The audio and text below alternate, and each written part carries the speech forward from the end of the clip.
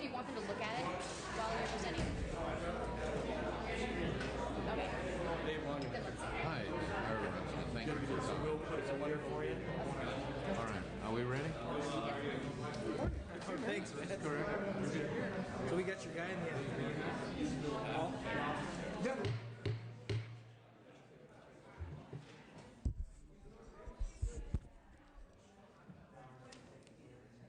The meeting will please come to order. This is the Joint Committee on the Master Plan for Higher Education, February 17th, 2010. Good morning.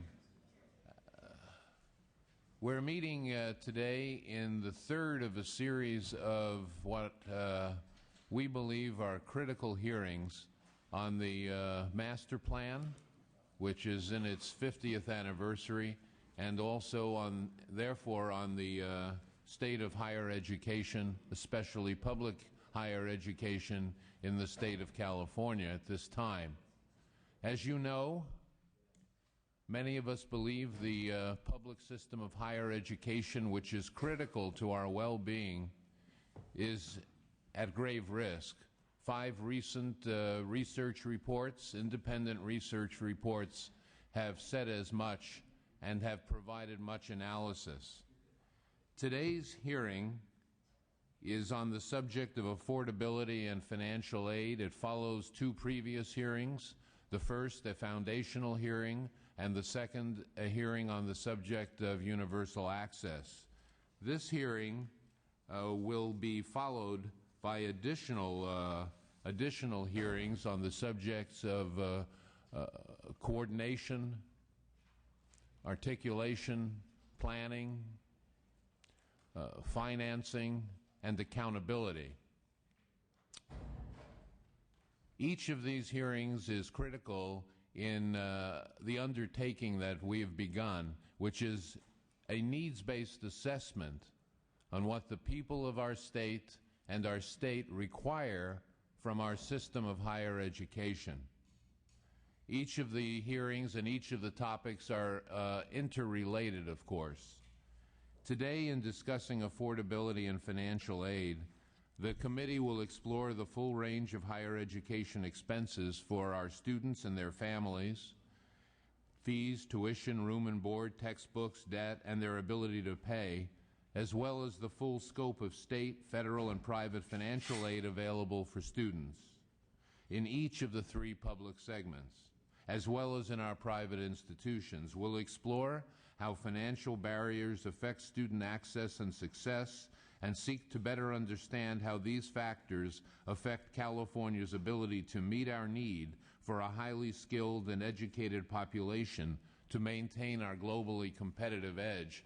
And as I have gotten deeper and deeper into the subject matter, I now believe that the subject of affordability and financing is inextricably connected to accountability as well.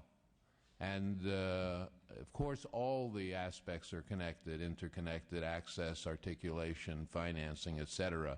But there is, in my mind, an emerging strong interconnection between affordability and accountability, and we will be focusing on accountability in a subsequent hearing. With that, Co-Chair McLeod, do you have any comments? No, well spoken, Mr. Co-Chair.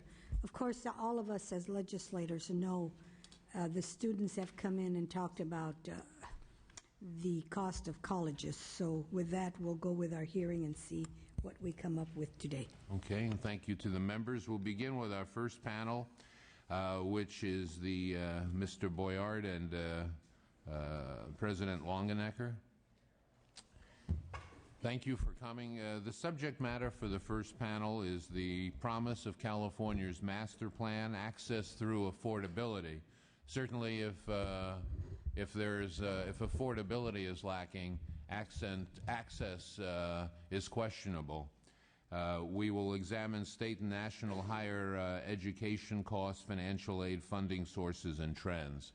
With that, Mr. Boyard, would you begin? And thank you for being here. And all through the day, if everyone who presents for each panel, please identify yourself as well. Thank you, Mr. Chair. Steve Boylard, I'm Director of Higher Education with the Legislative Analyst's Office. Yes, I appreciate the opportunity to be able to speak to you about this issue today.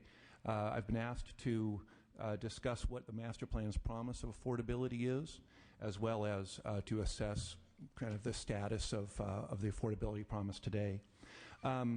As the chair noted, affordability is really one of your key enduring principles of the master plan.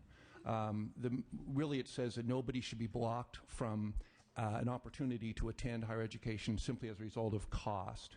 And the master plan sets up an expectation then of affordability. Although that affordability is not really well defined in the master plan. So it's an enduring principle that I think allows some year-to-year flexibility in terms of how the legislature wants to think about affordability. What the master plan really says is expresses the intent to cover the cost of education through a combination of state support and student fees. In other words, there's a partnership between the students and the state. And this should be done in a way that ensures that all able and qualified youth, the term of the master plan, are not deprived educational opportunity. Now, note that what this really starts out with is talking about the overall cost of education. It's not just looking at what the price is to a student, but what is the cost to provide these services? And then it sets up this key policy question for you. How should you split that cost? How much should the student be bearing and how much should the state be bearing? And again, this isn't really defined in the master plan. Instead, what the master plan does is it draws this distinction between tuition and fees, saying that tuition are really kind of instructional costs that the student should not be asked to pay, and fees are these more ancillary costs for services not directly related to instruction, such as lab fees, recreation costs. That's the way the master plan set things up. And as we'll discuss in a moment, I think that distinction really has become pretty meaningless. But that's one of the kind of ways that the master plan is looking at affordability. But the other key piece that I think the legislature has been very attentive to is to provide financial aid for those who are financially needy. So it's not just looking at the fee side, but as well at the aid side, as you've set up this hearing. And the master plan envisions that the state would provide for financial aid for financially needy students, and that aid would increase as costs increase over time. As fees increase, you'll increase your financial aid as well, so that, again, you don't fall behind and able to provide for affordability. The second page of my handout is trying to set up kind of how are we doing today. And I think in general, over the last 50 years, the state has done a good job of generally maintaining affordability. It's certainly not perfect, and I think as the chair noted, there's some real clouds in the future in terms of the direction that some things have been heading. But to the present moment, I think legislature can take some pride in the fact that with cost increases, with a very constrained budget, that generally affordability has been maintained. This, as I mentioned a moment ago, the distinction between fees and tuition, which was one of the central parts of the way the master plan set up this conversation about student cost, has really become pretty meaningless. Fees are really set on the basis of general fund health, rather than on the basis of any particular share of the cost of education. So when the general fund is really constrained, the state feels it doesn't have a lot of funding, fees tend to go up. And there have even been times when the state feels like the general fund is doing much better when fees have actually gone down. And so there really is this disconnect between thinking of fees as a particular share of costs that students should be bearing and charging fees on the basis of, again, kind of filling a hole when general fund gets tight. Nevertheless, despite this kind of disconnect, fees have remained moderate by most standards. As you well know, and we heard about in hearings before, community college fees are the lowest in the nation by far. Your UC and CSU fees are lower than the average of their comparison institutions. But over time, they were much lower earlier than the comparison institutions, and they're getting up towards that middle ground now. There's been some significant increases in university fees. At the moment, undergraduates pay roughly a third of the cost of their education at the universities, and at community colleges pay around a tenth of the cost of their education. So a different way of thinking about that is the state's covering about 2/3 of the cost for undergraduates at UC and CSU, and the state's covering about 90% of the cost at the community colleges. I would hasten to add that when I'm talking about costs, I'm talking about the cost of delivering the educational services, and the students have other costs that they have to pay for as well, living, transportation, other costs that are not figured into that equation. Financial aid has been pretty robust in this state. You have some real central pieces. Your Cal Grant program that you made an entitlement program in 2000 fully covers fees for eligible students. And again, you don't need to compete with others as long as you meet eligibility, which essentially means an income and GPA thresholds. And that you spend about $1 billion a year on those Cal Grants. Again, that's a real central part of your affordability strategy. A second component is institutional financial aid. The universities, as you know, divert about a third of revenue generated from new fees to institution-based financial aid. And they use this to package financial aid individually for each student to ensure that need is met. When you put together those Cal Grants and institutional aid, about a third to a half of students, depending on how you count, are not paying fees. They're fully covered. So of all those students at universities, close to half are ultimately paying no net cost in terms of fees because of the combination of your Cal Grants and institutional aid. As well, at the community colleges, as you know, there's not really an institutional aid program as UC and CSU have, but there is a BOG waiver program, the Board of Governors waiver program, which covers about 40% of students there. So again, I think that the state programs and the institution-based programs do a good job of covering the fee costs for a large share of your students. And on top of that, you have federal aid. There's a number of federal aid programs that in recent years, I think the legislature has been doing a better job of integrating the financial aid programs in the state with those at the federal level. There are the Pell Grants, which provide thousands of dollars of additional aid to students. This can be on top of their Cal Grants. There is the American Opportunity Tax Credit, which refunds up to several $1,000s of costs for students in the form of tax credits. So the state brings in about $1.5 billion in federal aid there. So overall, again, you have a pretty robust aid package. I think one concern is two concerns. One is that as the budgets have been tight, there have been a number of proposals in recent years to undermine or to back away on some of those Cal Grant programs, either the governor's current proposal to suspend issuance of new competitive Cal Grants. On his so-called trigger list on the current budget proposal, he would disconnect the level of Cal Grant aid with the level of fees. So in other words, as fees increased, those Cal Grants would not increase. And again, I think these are really significant, serious concerns about what happens to your safety net if those kind of proposals were to go through. Another kind of big concern on affordability, I think, is just the overall cost of education. That, again, your starting point should not just be what do students pay in terms of fees, but how affordable is this overall system of higher education? What are the cost drivers?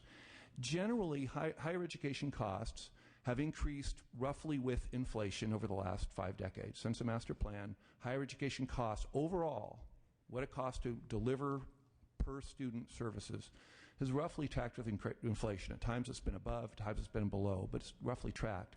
Where your problem is, I think, is the cost per degree has significantly increased. The cost to the state and to students to get a baccalaureate degree per degree has significantly increased. And the main reason for that is because the completion rate has really declined. You have a lot of students coming into the system who aren't ultimately getting degrees. As you've probably heard, fewer than half of the students entering the Cal State system will have a degree within 6 years.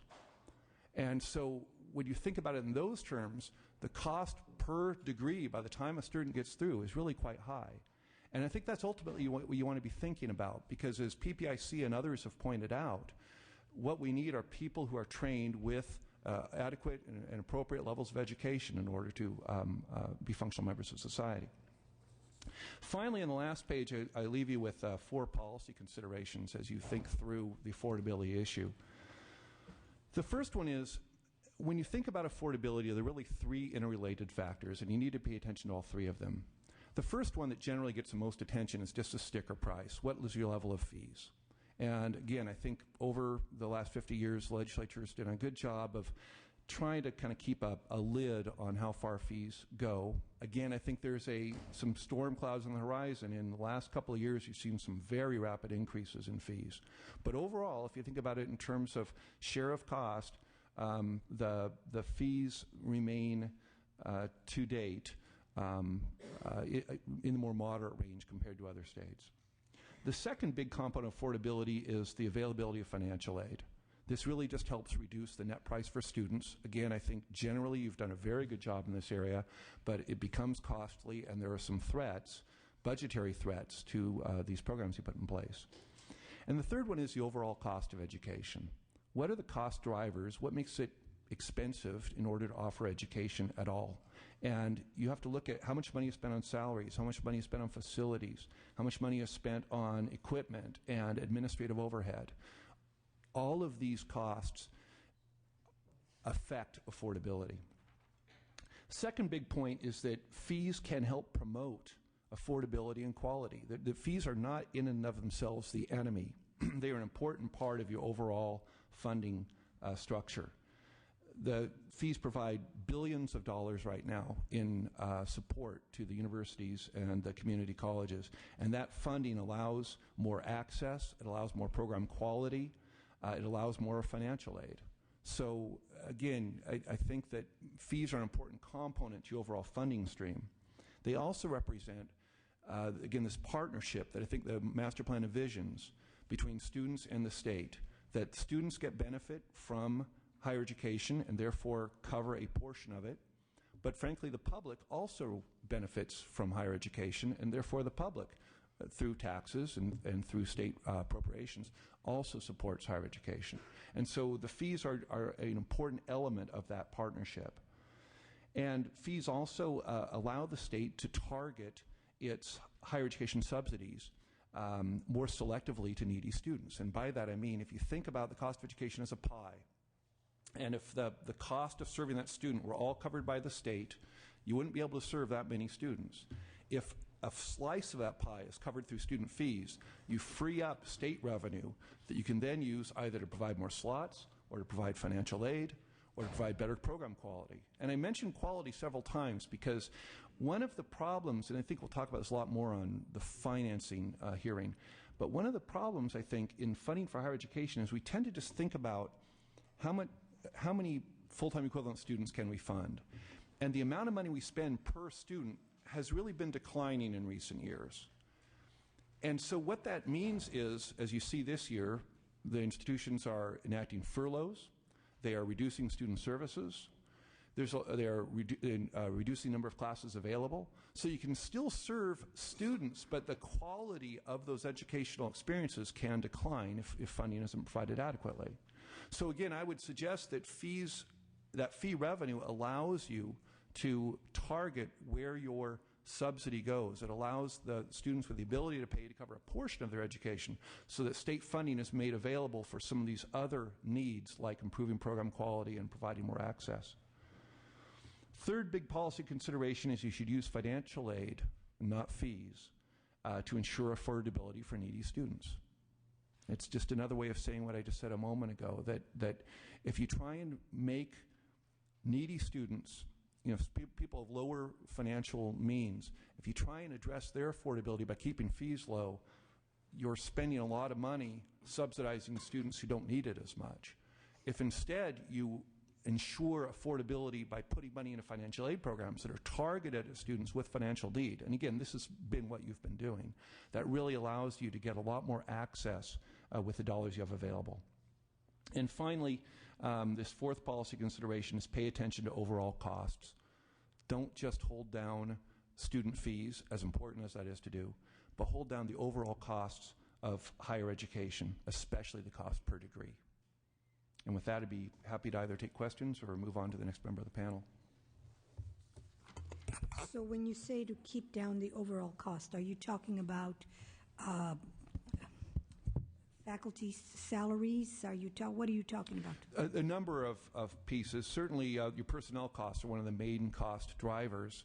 But I think what I'm trying to really focus on is cost per degree, and by that I mean if transfer isn't working especially well, students take a lot of. There's an article in the Bee this morning about so-called super seniors at the Cal State system, and some of them are taking 150 units and more in order to get a degree when all they need is 120 units.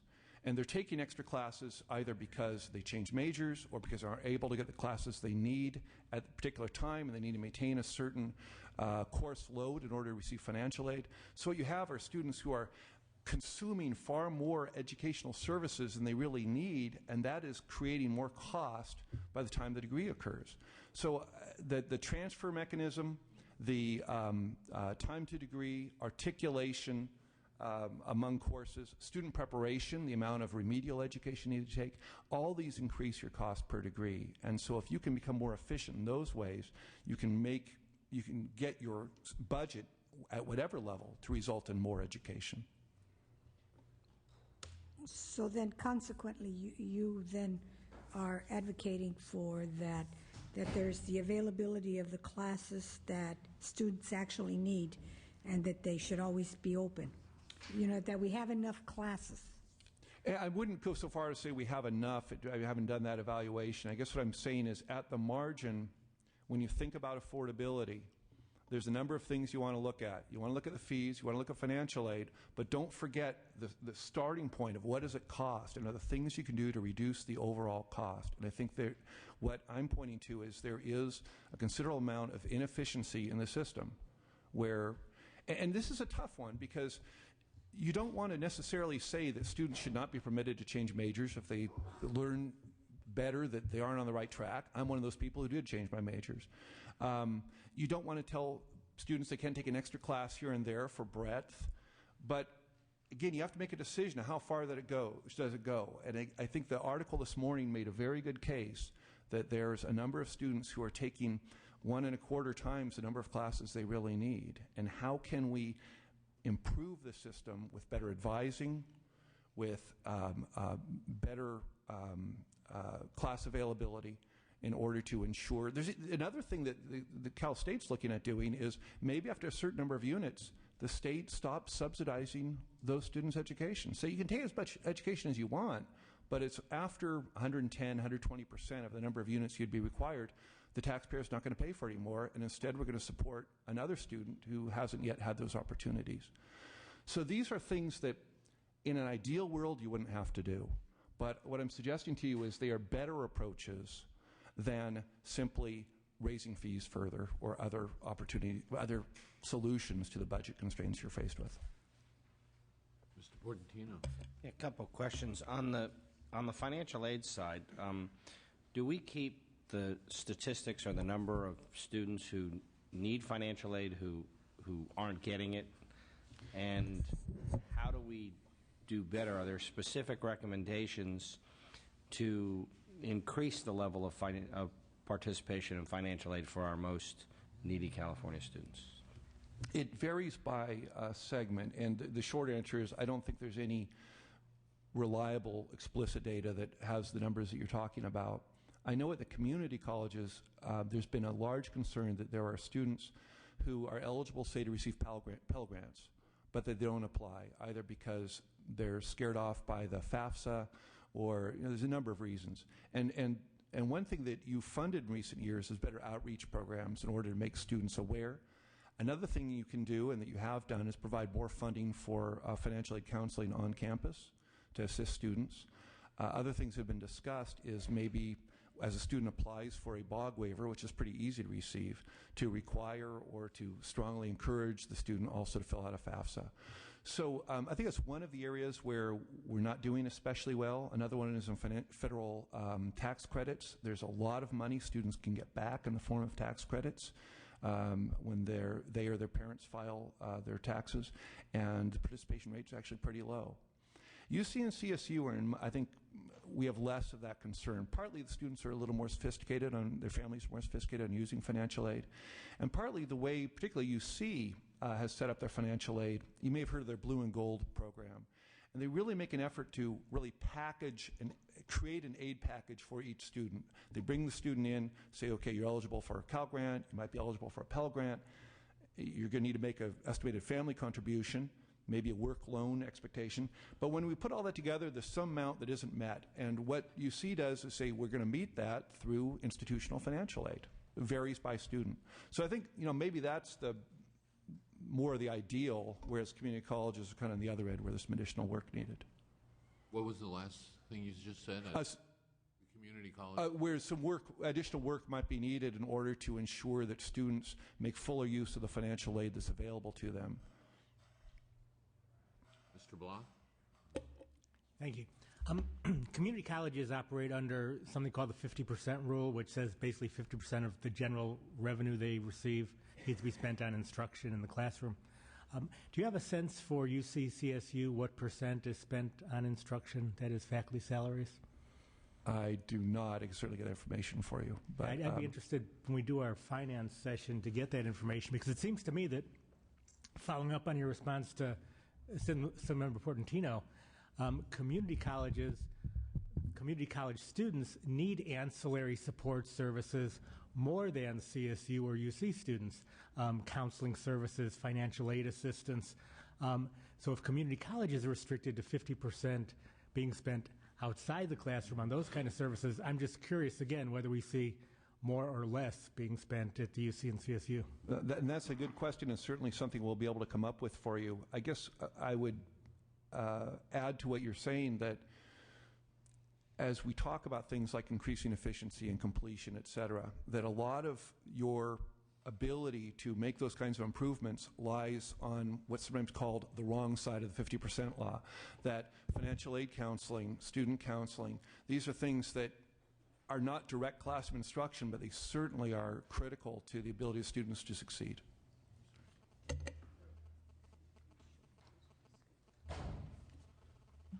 We have Ms. Hancock, then Mr. Cook. Yeah, it is of some concern to me that we keep higher education affordable for all students in California, all people who could benefit from education. I do think it laid the groundwork for our very strong economy a decade or so ago and in the period before that time. So looking at this, I don't want efficiency to become a streamlined educational experience where basically we'll get you to take the bare bones of what you need for a degree and you're out. And I think we need to balance those things as well. But I am also concerned with financial aid, because financial aid is one of the ways that we meet the challenges of increased fees. And I noticed, for instance, in the sample financial aid package that you present, which would be for a CSU student, the student responsibility, which would be either a loan or a job, would be about $7,000 a year. Now, if that was a loan, a young person would graduate from college $28,000 in debt. I don't know if we've studied. I'm interested in what the federal loan programs look like, and does the state have any loan programs? And let me say, I'm coming from a place where I have come to believe that the federal student loan program is broken and has become a young person ensnarement problem, not long-term help in people stabilizing their ability to afford college. So I just wonder what the options are for our students that are out there. The state, you're right, the main loan program really is the federal guaranteed student loan program, which is administered really on campus, how the students would access that, either direct or the guaranteed student loan program. The state loan programs are more loan forgiveness programs for particular things, like for certain teachers teaching in certain districts. But I think, your central point or your initial point is really a critical one for the legislature to think about, and for this joint committee to think about, and that is, what you're really saying is, how do we define affordability? That what really happens on that packaging of aid that we talk about, where we determine, does a student still have need? That is based on a number of assumptions you make about how big of a loan should a student be expected to take out, how much should a student be expected to work. And so if you expand your willingness for students to incur debt, you can say everything's affordable. And I think that's maybe your point, is that you can just keep growing and growing and growing. So that's where I'm saying at the beginning, the master plan doesn't provide you with a real clear definition on when does it become unaffordable. And I think that's something you want to look at and think about. I think some of your testimony today will talk about what's happening in student loan debt, because that it can be too easy of a way to say we've made it affordable because a student can get through those 4 years, but you have to look at how much debt they carry. I just hasten to add, though, that some student investment in their own future is not inherently a bad thing. It's just that at some point, we don't really know where, it becomes really meaningless affordability. Mr. Cook, would you mind holding your question till after Mr. Longenecker has... Okay, go ahead. I'll be very, very brief.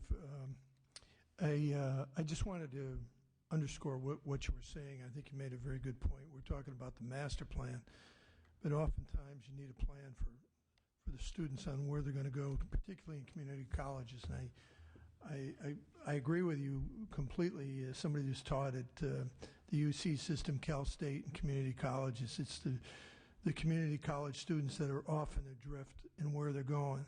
And one of the problems, and I just want to get your response on this, is that when we're in a budgetary crunch, students anticipate or try to plan as best they can, and then it's whether you have that environment where they can have that support system to figure out where they're going.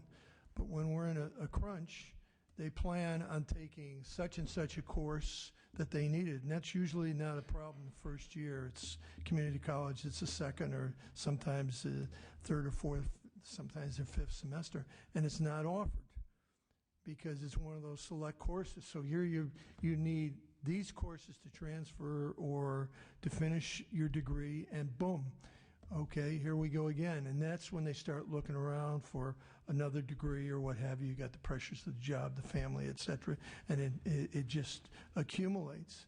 So I always thought that we didn't do a very, very good job, particularly in community colleges where the students come in there and they're saying, well, I'm not even sure if I'm going to show up tomorrow. And I've said on different education committees, I think one of the primary roles of an instructor or professor in college is to be a cheerleader. Make sure that you put the hook in that student and get them. This is your chance. Don't let them out the door. You'll never see them again. But if they don't know where they're going and we don't help them with this plan in terms of not just finances, but the course availability, instructors, counseling, I think is pivotal.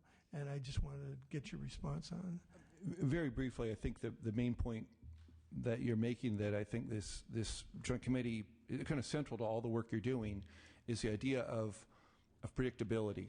That what kind of higher education system can students expect and plan for? Whether it's the cost they're going to be facing in terms of fees, whether it's the availability of financial aid, whether it's the availability of courses they need, whether it's the transfer requirements they need to get into the college of their choice, whether it's the number of slots that should be available. In all these ways, I think you want to create a system where students can count on some kind of predictability. And so to be able to provide some kind of guidance year by year, again, I think that what you did on Cal Grants is a perfect example of how properly to do it. To say we have an entitlement program and it's here for you. What you don't have is like a policy on fees. What you don't have is any kind of real predictability in overall funding. There have been some very significant budget reductions, unallocated budget cuts, and it's kind of left to the segments to decide, well, how are we going to contend with this? And so classes get cut or whatever else it might be. So some kind of predictability, guidance, plan is really central to make sure that students are able to effectively move through the system, and again, move through quickly and at less cost to the state and to themselves. Thank you. With that, Mr. Longenecker, please proceed and tell us who you are. Thank you very much. For the record, I'm David Longenecker. I'm the president of the Western Interstate Commission for Higher Education, WICHE, located in Boulder, Colorado. California is one of the 15 states we serve in that interstate cooperative.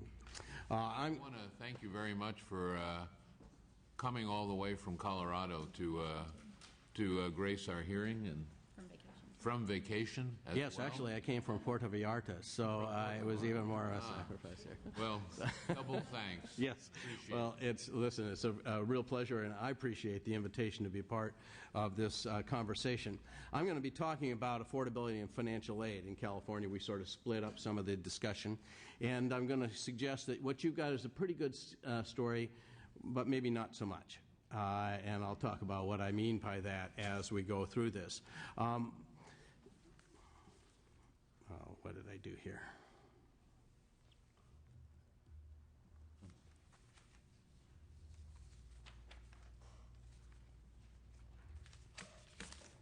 There we go.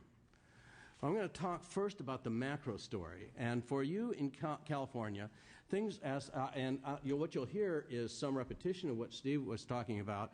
A couple areas, most areas where I agree heartily with him, a couple areas where I don't. If you look at the price side of your equation, and I think one of the things that Steve pointed out that's really important is, while I'm going to focus on financial aid, when you're talking about policy, we've got sort of a saying at a new word we've created at WICHE called ATFA. And when people are talking about financing higher education, we want them to think about appropriations, tuition, and financial aid as one piece, because we tend to think of appropriations as the quality side of the dimension and tuition and financial aid as the access side of the equation. And in fact, all three are part of the quality equation. All three are part of the access equation. But I'm going to focus on one of those, and that's financial aid and price today. If you look at your institutions, and you look at the four-year institutions in terms of affordability, or at least in terms of price, you're in pretty good shape. California State University's average price today, according to our tuition survey, is $48.93, tuition and fees. And that ranks it actually below the average of the price for comparable institutions in the WICHE states. University of California is at $78.45. In the WICHE states, that presents it as second. It's pretty high, but if you take a look at nationally, the WICHE states, the research universities in the WICHE states are relatively low cost. The only other ones that are relatively high in cost are the University of Oregon and University of Washington, Washington State, and Oregon State. So if you look at the WICHE average for all of those four-year institutions, state of California ranks sixth to its peers in that regard at $58.28. Still really quite affordable in that regard. Your community colleges, well, you know that. They're the lowest priced in the country, and so they're certainly well below the national average, a couple $1,000s below the national average. I'll come back a little bit to that, to Steve's point. That's about $2,000 per student that your community colleges don't have to serve students that students in other states have from tuition revenue. Tuition revenue can actually enhance access. We tend to think of a higher price as eroding access, but if you don't have enough money to provide the service, you can't provide the access you really want to. So you're pretty good on state-supported financial aid as well, as Steve mentioned. I've got you at $814 million, and I think it was fiscal year 2007, 2008. And that ranks you for highest nationally. No state provides more state grant aid, need-based grant aid than California. That's 14% of all the aid in the country is provided in your programs, Cal A and Cal B. If you look at the dollars per student, the story gets a little bit fuzzier. You're at $538.50 per head count. That's above the national average, but it only ranks you 11th nationally in support. And that's nothing to be terribly proud of, because there are really only about 15 states that really take financial aid seriously.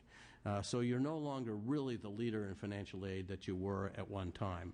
If you look at your state per capita income, I've got you ranked at 7th. A good friend of mine was telling me this morning that his statistics have you much lower than that. What you will see is that you're still reasonably good in terms of state per capita income. So you're relatively low in price, relatively high in financial aid, and relatively high in personal income, that makes you a reasonably affordable state compared to the others.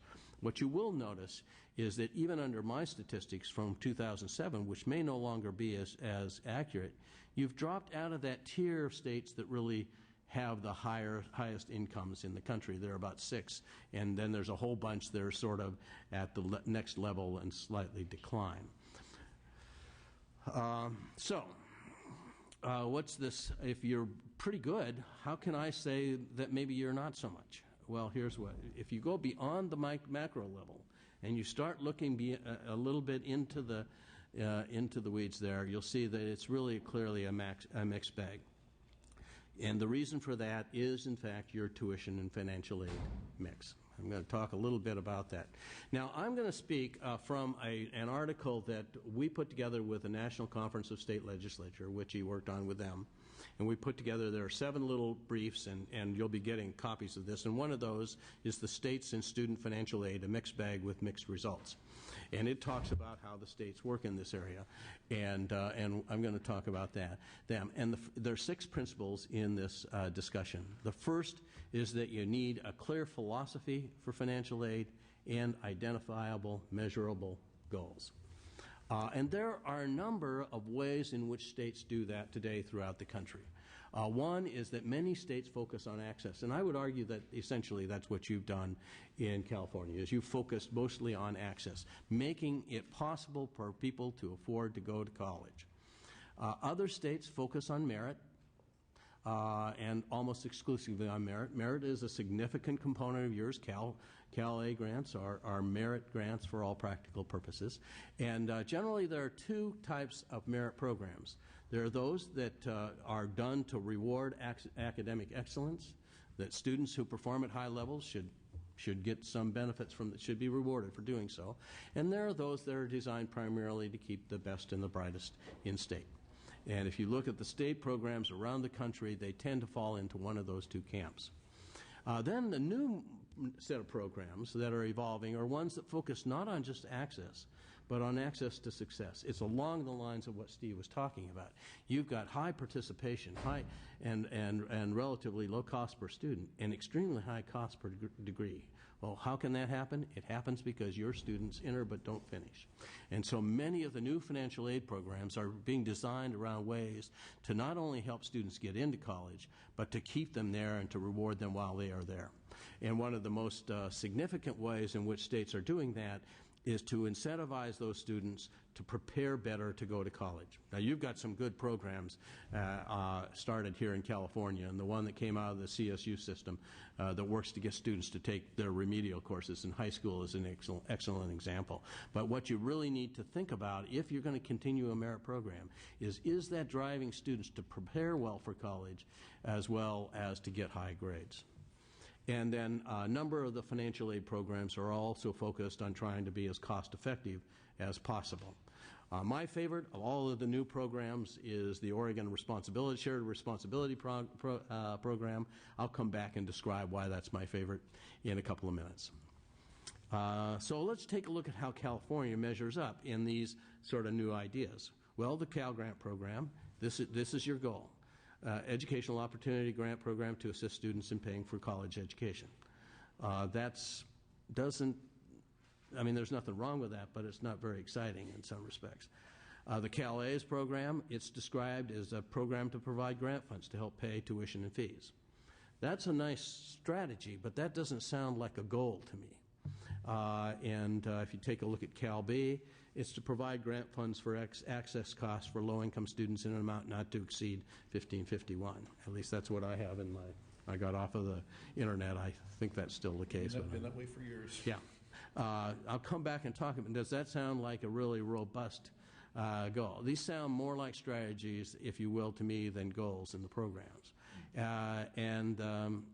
The actual practice in the state is you'd have a blended access and merit combination, but it's not clear to what end those are intended, except for to provide money to students. Nothing wrong with that if you've got infinite amounts of money and you don't care what happens with it, but that's sort of what I'd say in that regard. So that's the first principle. philosophy and goals. The second is to align your state financial aid programs with other state financing policies. Now, in this case, there are about 4 or 5 likely candidates, I think. One is to tie them to tuition. You have an element of that in Cal A. One is to tie to assessed financial aid. Most states that do this tie it to the federal need analysis. One is to basically assage guilt. This is actually, in fact, what the other 35 states that don't really do much in financial aid do. They feel they set the appropriations, then they do tuition, then they feel really bad, and then they put some money, throw some money at financial aid. And so you find those states really don't have very robust systems. And then a fourth is to rationalize the choice based on the cost of education. And there really are two, interestingly, somewhat different approaches on this. One is simply to eliminate cost as a factor in choice.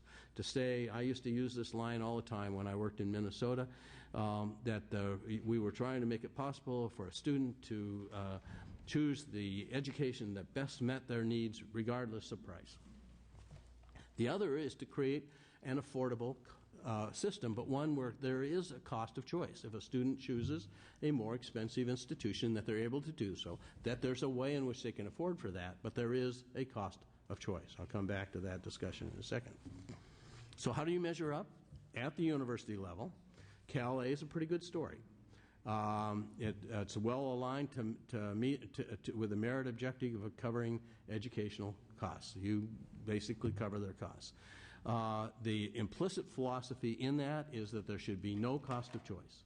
If you choose to go to Cal State, we'll pay your tuition. If you choose to go to the university, we'll pay your tuition. We'll deal with you differently if you go to the community colleges. Cal B isn't quite as pretty a story because you've got a fixed amount, been the same fixed amount for a long time, and it's not related at all to the real assessed financial need of the students who might have considerably variable rates. Let me give you an example of 3 students. Let's say you're Janet and you got a 3.25, family income of $65,000 per year, and you got into the University of California. I don't know how likely it is with a 3.25 you're getting into the University of California, but let's just say you did. You'd end up with a Cal Grant A of $78.45 because your income qualified you for that if you're a family of 4. So you're going to get $7,845. Let's say her friend Janice, same GPA, same family income, goes to CSU. She's going to get $48.93, $3,000 difference in what they're going to get from the state. Now, it's going to leave them essentially at the same place. Their tuition is going to be paid. If you take Jane, pretty good friend of theirs, slightly lower GPA of 3.0, goes to CSU from a poorer family, $35,000. She's not going to get a Cal Grant aid because she doesn't have high enough grades. Still a pretty good student. Still certainly college material. She's going to get $1,551, which is going to buy her books and probably a portion of her transportation, and that's about all. The dilemma with your policy, as I see it, is that it's got this cliff effect. Everybody in your policies, both Cal A and Cal B, either get them or don't based on their family income. And you get it all or you get nothing. Basically is how it works. So you don't have any variability. And where you do have variability, it's in the tuition side, the merit side, and not on the financial need side. So as need, it essentially presumes need is invariable, and tuition and merit is not. So at the community college level, they certainly have well-intentioned programs, but I'm not so convinced that they really provide all that much help for their students. You have low tuition to assure broad access. You know the philosophy. This was embedded in the master plan. It was that anybody should be able to go to a community college free of charge. And then, for those who are in need, you have a waiver in tuition. But you have no need-based aid beyond that for the rest of the expenses. And that $760 or whatever it is in tuition is only about 5% of the cost that student's actually facing. So you really haven't addressed their financial need. It starves. The dilemma with your system is because you don't have tuition that virtually every other state public community college in the country has. You starve the institutions of the necessary resources. And to Mr. Block's point, these are institutions that by and large need resources to serve disadvantaged students. These are not the easiest to serve students in your system of higher education. The second dilemma you've got is that it provides low cost to a lot of students who don't need that aid. Now, many students, if not most students, going to community colleges don't have a lot of wealth, but some of them come from pretty good families. I spent a number of years in this state around Palo Alto and Menlo Park, and there are a lot of students at Foothill and De Anza who could pay some tuition, but they don't have to.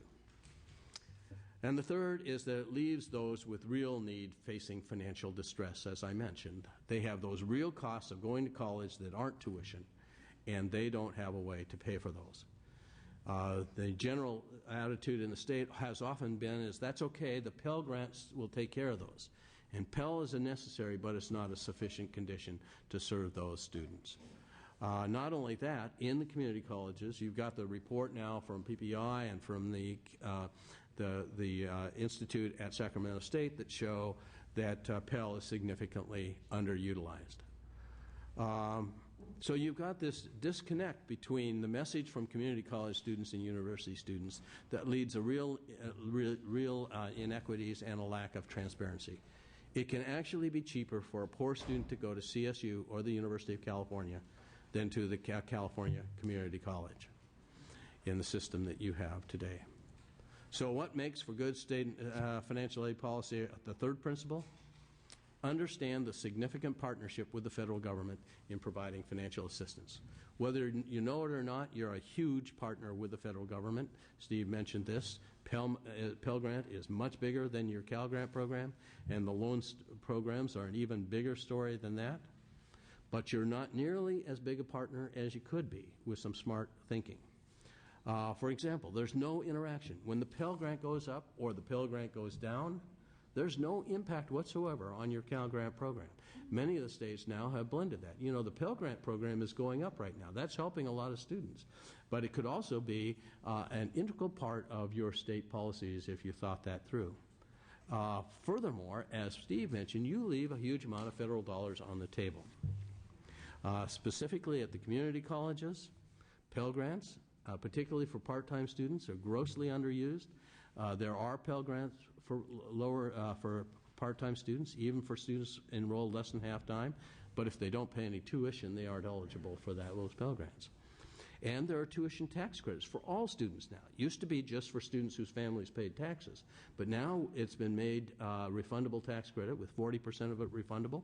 That money at the community colleges is virtually left on the table because all of those students would be eligible for a very substantial tax credit if they paid tuition. But you can't get a tuition tax credit if there is no tuition. The same is to some extent true at the universities for Cal Grant A students who don't pay tuition. Fourth principle, adopt clear metrics for measuring whether your goals, the ones you established in Principle 1, are being achieved. Does evidence assure that you are achieving your objectives? Today, what do you know? You know how many applicants there were for financial aid, you know how many recipients there were, and you know their average awards. You probably can even get a distribution of the awards by income.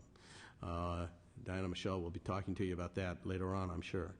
But do you know, as I think Mr. Portantino said, the profiles of the recipients versus the applicants, those not receiving the aids in the systems? Who is it that thought they wanted to come to college but didn't get a chance?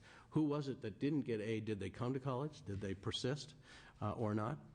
And do we know the academic success of the recipients compared to other students, including transfer students? You know, you transfer from a community college in California to the University of California or California State University, you're not eligible for the Cal State grants unless you're one of the lucky 10,000 students in the lottery that are provided for that. Again, that student who goes to the community college is going to get less aid than the student who starts at the Cal State or University of California. Do you know the distribution of the aid by income, race, ethnicity, age, dependency? Those are all things that you need to know as decision makers to best know how your systems are working. Then the fifth principle is that your policies need to be both transparent and predictable. Without good information, a good program simply doesn't work. And there's plenty of evidence around markets work, but markets only work with good marketing. And when you have mixed messages, and we certainly do in the environment we serve today, the message becomes a negative message. When Merrill Lynch encourages people to invest in Merrill Lynch because college is going to be too expensive for them to afford if they don't, all those people who watched that ad who didn't have money to invest in Merrill Lynch were pretty convinced that college was going to be too expensive for them to afford. So how does California measure up in this regard? Well, actually, you're quite good for traditional students. You've got your high school students. They know about the Cal Grant program and the low-cost community colleges. They understand this reasonably well. It's not so good for non-traditional or older students. First of all, most of your programs are not available to them, the community colleges, but the four-year colleges really have to, you have to rely on their institutional aid in that regard. The last principle, the sixth principle, is that the programs must be scalable. And what prevents a program from being taken to scale? One is resource constraints, the second is complexity. Now, you've done well in both of these regards as California. Your programs are simple to understand and manage. The programs have been resourced quite well by national comparisons. The real question I think you've got, given the dilemmas you face today, are whether you can sustain that type of program or not into the future. Resource constraints may warrant a more cost-effective strategy, which might involve greater intentionality with the federal government and some reasonable cost of choice to be built in. Simplicity may be costing you extra by leaving dollars on the table and folks who don't benefit. So you've got, in sort of to put it together as you're looking forward, you've got a long, strong, proud tradition of financial aid in California. The dilemma is that pride is, and you've been a national leader, but pride, you'll remember, was one of the deadly sins. And so there's this term folks are calling the new normal, and that simply may require change. There are a set of questions that I think you should ask and seek answers to. Can you afford the programs that you have? Should you target your aid more? Directly to Steve's point. Do you have the right goals? Do you even have goals? And how well do your programs reach those goals? And then how can you better take advantage of that federal partnership than you do today? If you look today at what the new normal looks like, in many states it's sort of benign neglect. Illinois and New York are two examples of this. They used to have amongst the best financial aid programs in the country, but they've just let them atrophy over time, and today they're really not providing access in either of those states. Some states just forget about equity and go with merit programs. That's been the strategy in the South, quite frankly. The Georgia Hope program led many states into a essentially merit-based approach to financial aid, forgetting about need-based financial aid. I mentioned that earlier. There's a new strong focus on incentives for requiring students to prepare well and keep up the good work. And amongst those are the early intervention programs that begin with students in the 8th grade to work with them, the Oklahoma Promise Scholarship, the Indiana 21st Century Scholar Program, and the Wyoming Hathaway Scholarship are good examples of these programs that really provide an incentive. The best of these, interestingly, don't focus on grade point average, but in fact on curriculum that the students take. The research is really clear on this, and we sometimes forget research when we're talking about higher education. Interesting. But the research is clear. What's most important is the student takes a rigorous curriculum in high school so that they're prepared to succeed, not that they get exceptionally high grades. Grades are not unimportant, but they're not nearly as important as the curriculum. I mentioned the Oregon Shared Responsibility Plan, and I mentioned it was my favorite. Oregon, a couple of years ago, had a program that was sort of atrophying, and they couldn't get support because their basic line of argument was more was better and never enough, and that wasn't selling very well with the legislature. And so they did some market research, and they came up with a program that called the Oregon Shared Responsibility Plan. And in that one, they say that the student has the principal responsibility, should be the first actor in paying for her or his education, because they're the principal beneficiary. Along the lines of what Steve was saying, there's nothing wrong with expecting students to contribute to their education. And so they said, okay, if they're going to contribute, what can they contribute? And they figured out what was a reasonable contribution from work And what is a reasonable, manageable debt load, to Ms. Hancock's point, and we'll put together a program that expects them, if they go to a community college, to borrow or work, and if they go to a state university, to borrow and work. And we'll make it, and that will be their contribution. Oh, by the way, they also said if they earn a scholarship, that's just as good as earning $1. And so they allowed the student to include a merit scholarship, either from the state or from a local foundation or whatever, as part of the student's contribution. They then said, okay, and now we'll take the family's contribution, the parents' contribution into effect, and they added that on. And then they took full advantage of the federal programs, the Pell and the tax credit. And they said, yeah, after that, if they've tapped the student out, they've tapped the parents out, they've tapped the feds out, then the rest, the state had to come up between the institutions and the state with a way for that student to afford their education. It fit both the conservative and the more liberal elements of the Oregon community and legislature well, and is something that has worked really well for them. So where does this all sort of leave you? How do you get the biggest bang for the buck? I'm going to leave you with sort of two trite sayings. One is that with respect to the issues of goals and metrics, if you don't know where you're going, any path will get you there. And the other one is to the issue of strategies and performance.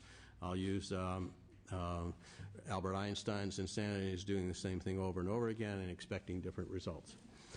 You have, in essence, led the country, the nation, in the 60s with a very timely and appropriate plan for both your facilities and your students. The California Master Plan set the tone for the country, and in fact, the country set the tone for the world. And you changed America and California and the world in that regard. But the times have changed. That plan isn't working well for you today. You can look at the declines in almost all the statistics for the state. You need to have another very intentional set of policies like those were, more attuned to the modern era, that will get you to a leadership position again. Thank you. Thank you, Mr. Longenecker. Well, you've given us a tremendous amount of thought-provoking material. I trust this is available to us, the PowerPoint? This will be on, I will provide it to you folks, and it'll be on WICHE's website.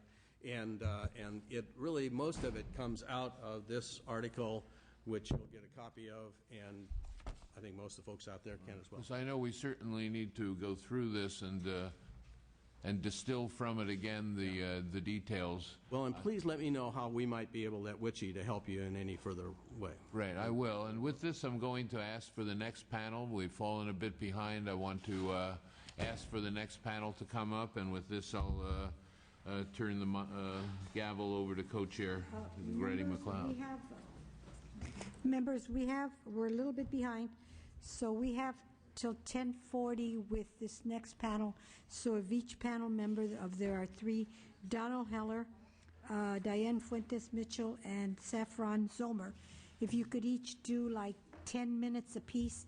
And members, if we understand that we're trying to move this and we want to get out of here by 1:30, if we could let them speak, and then the questions, if there are any, could be short. Thank you. Go ahead. We'll start with Mr. Heller. Sure. And he came from Penn State. You could tell us where you came from? Sure. My name is Donald Heller. I'm a professor of education, senior scientist, and also director of the Center for the Study of Higher Education at Penn State, which is a research center on post-secondary education here in the United States and elsewhere. Thank you for the invitation to address the committee on the subject of college affordability and student aid, which is obviously a pressing issue, not just here in California, but in the rest of the nation as well. I think it's fitting that the legislature is conducting this review upon the 50th anniversary of the Master Plan. Now, the Master Plan and more importantly, the commitment that the people of California put behind it helped to create what is generally recognized as the nation's finest public higher education system. The latest U.S. News and World Report rankings has 6 campuses of UC among the nation's top 50 universities, both public and private. Those campuses are also in the top 15 of public universities. Those 6 campuses are also among the top 200 internationally as ranked by the Times Higher Education in London. U.S. News also ranks 9 of the Cal State campuses among the top 15 public master's universities in the western region of the United States, including the one headed by my friend and colleague, King Alexander, who will be speaking to you later today. And the California community colleges are widely recognized for providing access to over 1.5 million students a year. Now, these 3 sectors together serve over 2 million students, or about 1 in every 6 public university students in the country. The original master plan established 3 pillars on which support for higher education in the state would be built: the size of the stream of income from which support must be drawn, the efficiency and effectiveness of the tax instruments by which this support is realized, and the will of the people of the state to devote adequate funds for this purpose. Now, while not explicitly stated in the master plan, at least I couldn't find it there, I would add to these 3 pillars the responsibility of the institutions of higher education to operate as efficiently as possible in their use of state tax dollars and other resources while maintaining the highest standard of quality. Now, as we all know, quite a bit has changed in the ensuing 5 decades. A series of changes introduced by this legislature, along with through the initiative petition process, has restricted the ability of the state to raise taxes, and much of the tax revenue that is collected here in California is dedicated to particular purposes other than for higher education. And one additional change in our society has also occurred in the last 5 decades. Today, a college education is even more critical for both individuals as well as the state than it was in 1960. Many more jobs today allow the holder to enjoy what we often describe as a middle-class lifestyle requires some form of post-secondary education. California, as much as any state, has been battered by the current economic recession. The impact on the state budget and in turn on the fiscal health of the 3 sectors of higher education is unprecedented. Both the University of California and Cal State saw their appropriations cut by approximately 20% in 1 year, this current year. And while the community colleges sustained a proportionally smaller cut, they still lost hundreds of millions of dollars in state funding. While federal stimulus money has helped to close some of the gap, the 3 sectors have been greatly impacted by the budget shortfall. The result is that all 3 are struggling to meet the increasing demand for a college education as citizens turn to them to help increase their skills and job prospects in this current recession. Now, another recommendation of the original master plan was that the state maintain the principle of charging no fees, or what most of us in the rest of the country call tuition, for residents of the state. This principle has had to be compromised over the years as fees have been introduced in all 3 sectors and have increased rapidly during and following the last 3 recessions. And I believe that my handout has a chart showing the increase in those fees. These tuition trends are not unique to California. They obviously mirror what is happening in the rest of the nation. Over the last 3 decades, average prices in public and private four-year institutions, as well as community colleges, have risen approximately 2 to 3 times faster than has inflation or the ability of families to pay tuition as measured by their incomes. This means that the price of college has become proportionally less affordable for most families over this time period. Another important trend during these 3 decades has been a shift in the way financial aid is provided to students. 30 years ago, a student who qualified for the maximum federal Pell Grant would receive enough aid to effectively cover all of her cost of attendance, fees, room, board, books, transportation, other expenses, at any of the 3 sectors in California. Today, the maximum Pell Grant would cover only about half of the fees alone at the University of California and just a little bit more than the fees charged at Cal State. And with the fee increases coming in place that have already been announced for next fall, a maximum Pell Grant will not even cover fees at Cal State. In addition to this erosion of the purchasing power of the Pell Grant over the years, there are 2 other important trends nationwide. First, institutions have become the most important source of grant aid. In 1990, funding for Pell Grants was greater than all institutional grant aid for undergraduates across the country. Today, institutions award 1/3 more grant aid than does the Pell Grant program. Second, loans have become a much larger part of the financial aid landscape. In 1990, grants represented 61% of all financial aid for undergraduates and loans 36%. Today, the proportion of aid in the form of grants has dropped to 46%. Now, what do these trends mean for college access and success? The research that I and others have conducted on college participation, including access, persistence, and most importantly, attaining degrees, demonstrates a very clear relationship between prices and participation. As prices go up, consumers are less likely to purchase as much higher education. But the research also tells us a few other things. First, low and moderate income students are much more price sensitive than our higher income students. And both Steve Ballard and Dave Longenecker referred to this. Also, grants are most effective at encouraging college success, particularly for low-income students, than are loans. Loans have proven to be an effective college financing tool for students from middle and upper-income families. And last, students from first-generation and lower-income families generally have very poor information about financial aid, and thus are more likely to respond to the sticker price than the net price of college. The challenge for maintaining college access and success for historically underserved populations, and largely minority and low-income students, as tuition prices rise, is to ensure that there is adequate financial aid, particularly grant aid, for them. And again, Dave Longenecker referred to this. Equally critical is that they have early and accurate information about the availability of aid, so that they have the necessary time to prepare themselves for college, not just financially, but also academically and socially. What this means is that we cannot wait until students are seniors in high school to provide them with information about college costs and financial aid, as is typically the pattern. This information needs to get into the hands of students who will be dependent on financial aid to attend college much earlier in their educational careers. And David Longenecker mentioned a couple of programs in other states, the Indiana 21st Century Scholars Program, the Oklahoma Promise Program, which enroll students in these programs as early as middle school and give them information about financial aid and college costs when they're in the 7th or 8th grade. Now, in addition to those two, there are a number of initiatives that do this. Gear Up programs, for example, across the country are sponsored by the federal government in partnerships with universities, school districts, and business and community groups. Other efforts around the country are sponsored by state governments, foundations, or universities themselves. These are all important and critical programs in getting the information to students about college costs and the necessary preparation, as well as financial aid, early enough. Let me turn back now to California and the master plan, since that's the focus of this commission. I think it is fair to say that the era of universal low tuition, at least at UC and Cal State, is gone forever. I can foresee no scenario under which the state would be willing and able to return to that scheme. Once the economy of California rebounds, however, it is critical that the governor and legislature restore funding for the three sectors to at least, if not more than, the levels they enjoyed on a per-student and inflation-adjusted basis before the fiscal crisis. As I pointed out in an op-ed column published in the San Francisco Chronicle in December, the institutions are taking steps to protect financially needy students. Both UC and Cal State have programs in place to recycle a portion of their tuition revenue in the form of need-based grants.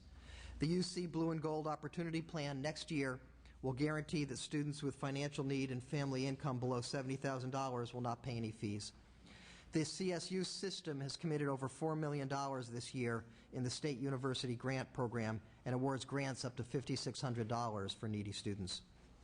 Now, given the constraints on state funding for higher education that exist today and are likely to continue into the future, the reality is that fees are going to continue to rise faster than family incomes. If the three sectors of higher education are going to maintain their ability to deliver high-quality education, a quality education that's been recognized nationally and internationally, they are going to continue to have to rely on fee revenues. This is not to say that they should not pursue other sources of revenue, as well as be held to a standard of ensuring that they operate as efficiently and effectively as possible in their use of student and state funds. But it is clear that fees will continue to be an important source of revenue. My recommendation is that the California legislature, as well as the three sectors of higher education, focus on how to maximize the financial aid resources targeted at low and moderate income students. In addition, you need to ensure that these students are provided with information about all sources of financial aid, federal, state, and from the institutions, early in their secondary school careers. Thank you very much for your time and attention. I'd be happy to take your questions after all the members of the panel have had an opportunity to speak. Thank you. Thank you very much, Dr. Heller. Ms. Mitchell, please. Good morning. Chairs Assembly Member Ruskin, Senator Negrete McLeod, and members of the Joint Committee on the Master Plan for Higher Education. My name is Diana Fuentes-Michel, and I am the Executive Director of the California Student Aid Commission and a very proud Cal Grant B recipient from 1975 till 1979. I want to first thank you for the opportunity to address you on the challenge of paying for higher education and the role that finances play in a student's decision to enroll and stay in school. Across our nation and our state, students and families are finding it hard to find the resources necessary to pay for college. Just at a time that our state needs more college graduates, the difficulty of finding a financing a college education is making the goal of college graduation increasingly difficult to achieve. As you know, the recent Public Policy Institute report indicates that our state needs to expand the capacity of the number of students that we graduate, 1 million more students before 2025. And as you also very keenly know, this comes at a time when the workforce needs find themselves faced up against budget deficits, the lack of stable funding for higher education, and the challenges that students see themselves in front of: unpredictable increases in the cost of their education, greater student demand for financial aid, families that find themselves underemployed or unemployed, the tightening of the loan market, the reduction of private scholarship aid, and grant aid being reduced because of pressure on endowment funding, as well as higher student unemployment. In a recent 2009 study by the Public Agenda Group entitled "With Their Whole Lives Ahead of Them, Myths and Realities About Why So Many Students Fail to Complete College," that report found that students leave college because they have to work and they have to go to school at the same time. And despite their best efforts, the stress of work and study become just too difficult for them to persist in college. Among students in four-year institutions, 45% work more than 20 hours a week. Among those attending community colleges, 6 out of 10 work more than 20 hours a week. More than a quarter work more than 35 hours a week. And just 25% of students in the state attend a residential college. 23% of college students have dependent children. These findings show that we need to carefully consider how to arrest the rising cost of going to college and how to focus the delivery of academic and programs and services around the financial realities that students face. The findings particularly give rise to the increasing concerns about how the state will facilitate the education of a growing group of non-traditional college-going students, those who need at least 1 year of post-secondary education or training to gain meaningful employment. Your committee staff has asked me to focus on 2 key areas: the features and the benefits of the state's existing Cal Grant program, and how the Cal Grant program's mission is aligned to the current master plan goals of access, affordability, and accountability. And secondly, how we might improve or change the existing Cal Grant program so that more Californians can obtain their bachelor's degree in order to support our future state's workforce needs. The current program, as a number of individuals have indicated before me, is now funded at more than $1 billion. At the beginning of 2000, at the time of the entitlement, which the legislature passed, there was no guarantee of financial aid for high school seniors or students who chose to go to the community colleges first and then transfer. At that time, the amount of financial aid provided by the state was about $464 million, and the program has grown quite substantially over the last decade. We now have 303,000 new and continuing students, both in private, independent, as well as public education, who are now receiving a Cal Grant. The key feature of the Cal Grant program, it is designed to be portable. What that means is that the Cal Grant is awarded to the student for the duration of his or her academic career with a 4-year cap. The 4-year cap is an equivalent cap, and that particular award can be used to either obtain a baccalaureate degree or a short-term certificate or program leading to an AA degree. It can be used at 350 participating institutions across the state. It can only be used in California and not in other states. And the program was designed, with all due respect to Mr. Longacre, with 2 key issues that were the focus of the enabling legislation. One was the issue of choice, And the second issue was the issue of opportunity. Those were the goals that were established in the enabling legislation in 1955 with the state scholarship program and later reviewed by several subsequent master plans, as well as the issue of opportunity, which was the College Opportunity Cal Grant B program, which was enacted in the 1970s. Since that time, the Cal Grant program has been configured somewhat. As I indicated, in 2000, the entitlement was put in place for high school seniors. Each year, the legislature, through the Budget Act, establishes income ceilings and asset ceilings.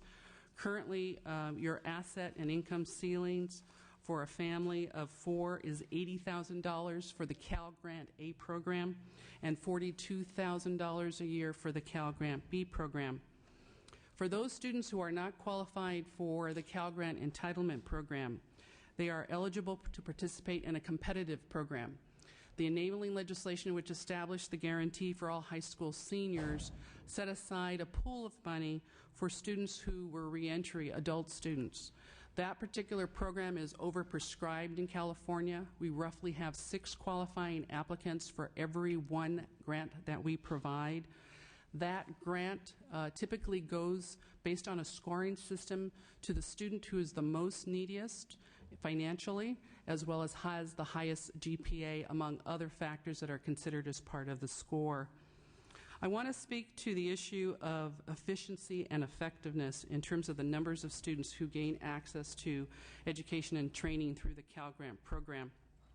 The Cal Grant program increases the likelihood of low and middle income students who enroll and successfully complete their education and training, and it reduces their student debt. Grant aid and the amount of grant aid significantly matters to students who cannot afford to attend college without financial aid. A student's ability to enroll is also dependent upon how much loan debt must be carried to attend college. A recent study completed by the Committee on Project on Student Debt found that California has ranked in the bottom 10 of states nationally on the average debt of college and university graduates.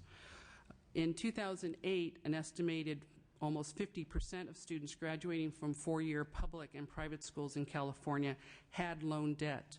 Their average loan debt averaged $17,795 per graduate, compared to $23,200 nationally.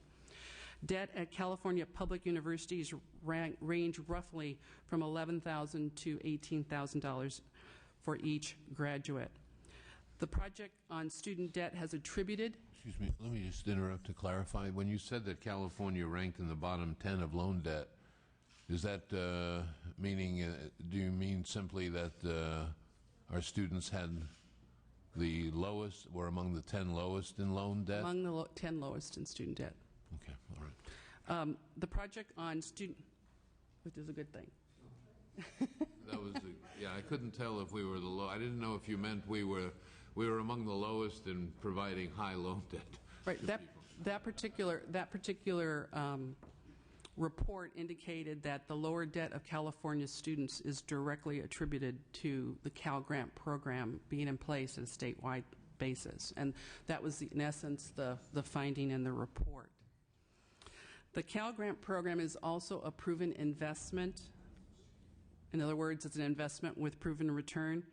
In 2004, the Commission and its auxiliary organization, EdFund, conducted a study of more than 100,000 California financial aid applicants for over 4 years.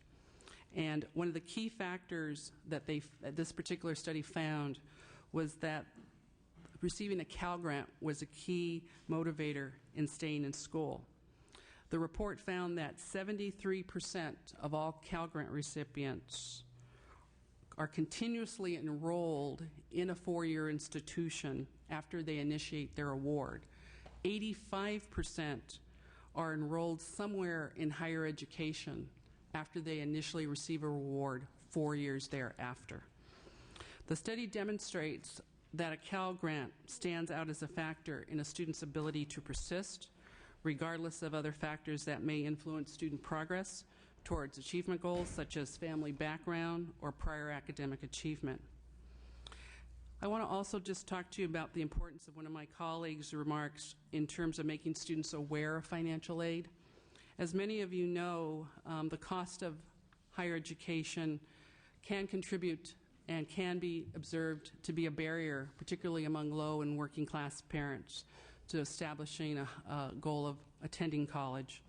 President Obama has established a goal of every student completing at least 1 year of post-secondary education or training beyond high school. The Commission has focused its energies over the last decade in working with business and community partners in order to establish a Cash for College program, which now exists throughout the state. This program, in working with our partners, gets information out early into the high schools, through our CalSO program into the middle schools, to ensure that parents and students, as well as students who are not in a traditional family setting, receive information about all types of financial aid. I think it's important to highlight here federal, state, institutional aid. All aid is determined based on the FAFSA, the Free Application for Financial Aid. And the Commission, along with the Gates Foundation and MDRC, which is a nonprofit, nonpartisan social policy research organization, has been offering scholarships to students who attend our over 500 workshops across the state to determine whether or not, over a period of time, how much financial aid through the issuance of grants makes a difference. These scholarships, which are known as performance-based scholarships, are looking at the impact of financial aid as it relates to academic outcomes. We're looking at the amount and duration of the scholarship aid to determine what factors it provides in terms of persistence.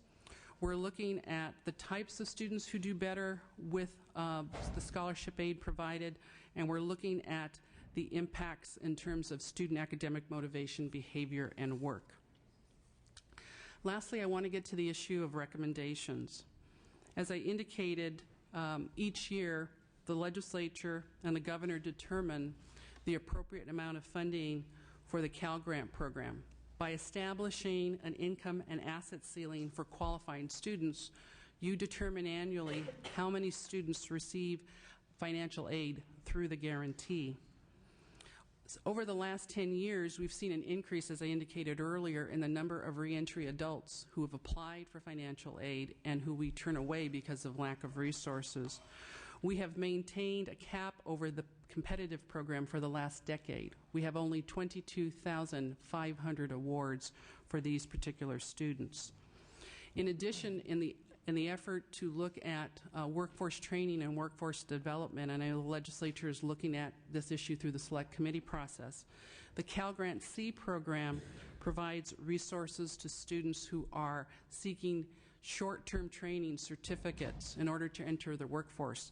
That particular program as well has been capped at 7,700 awards every year.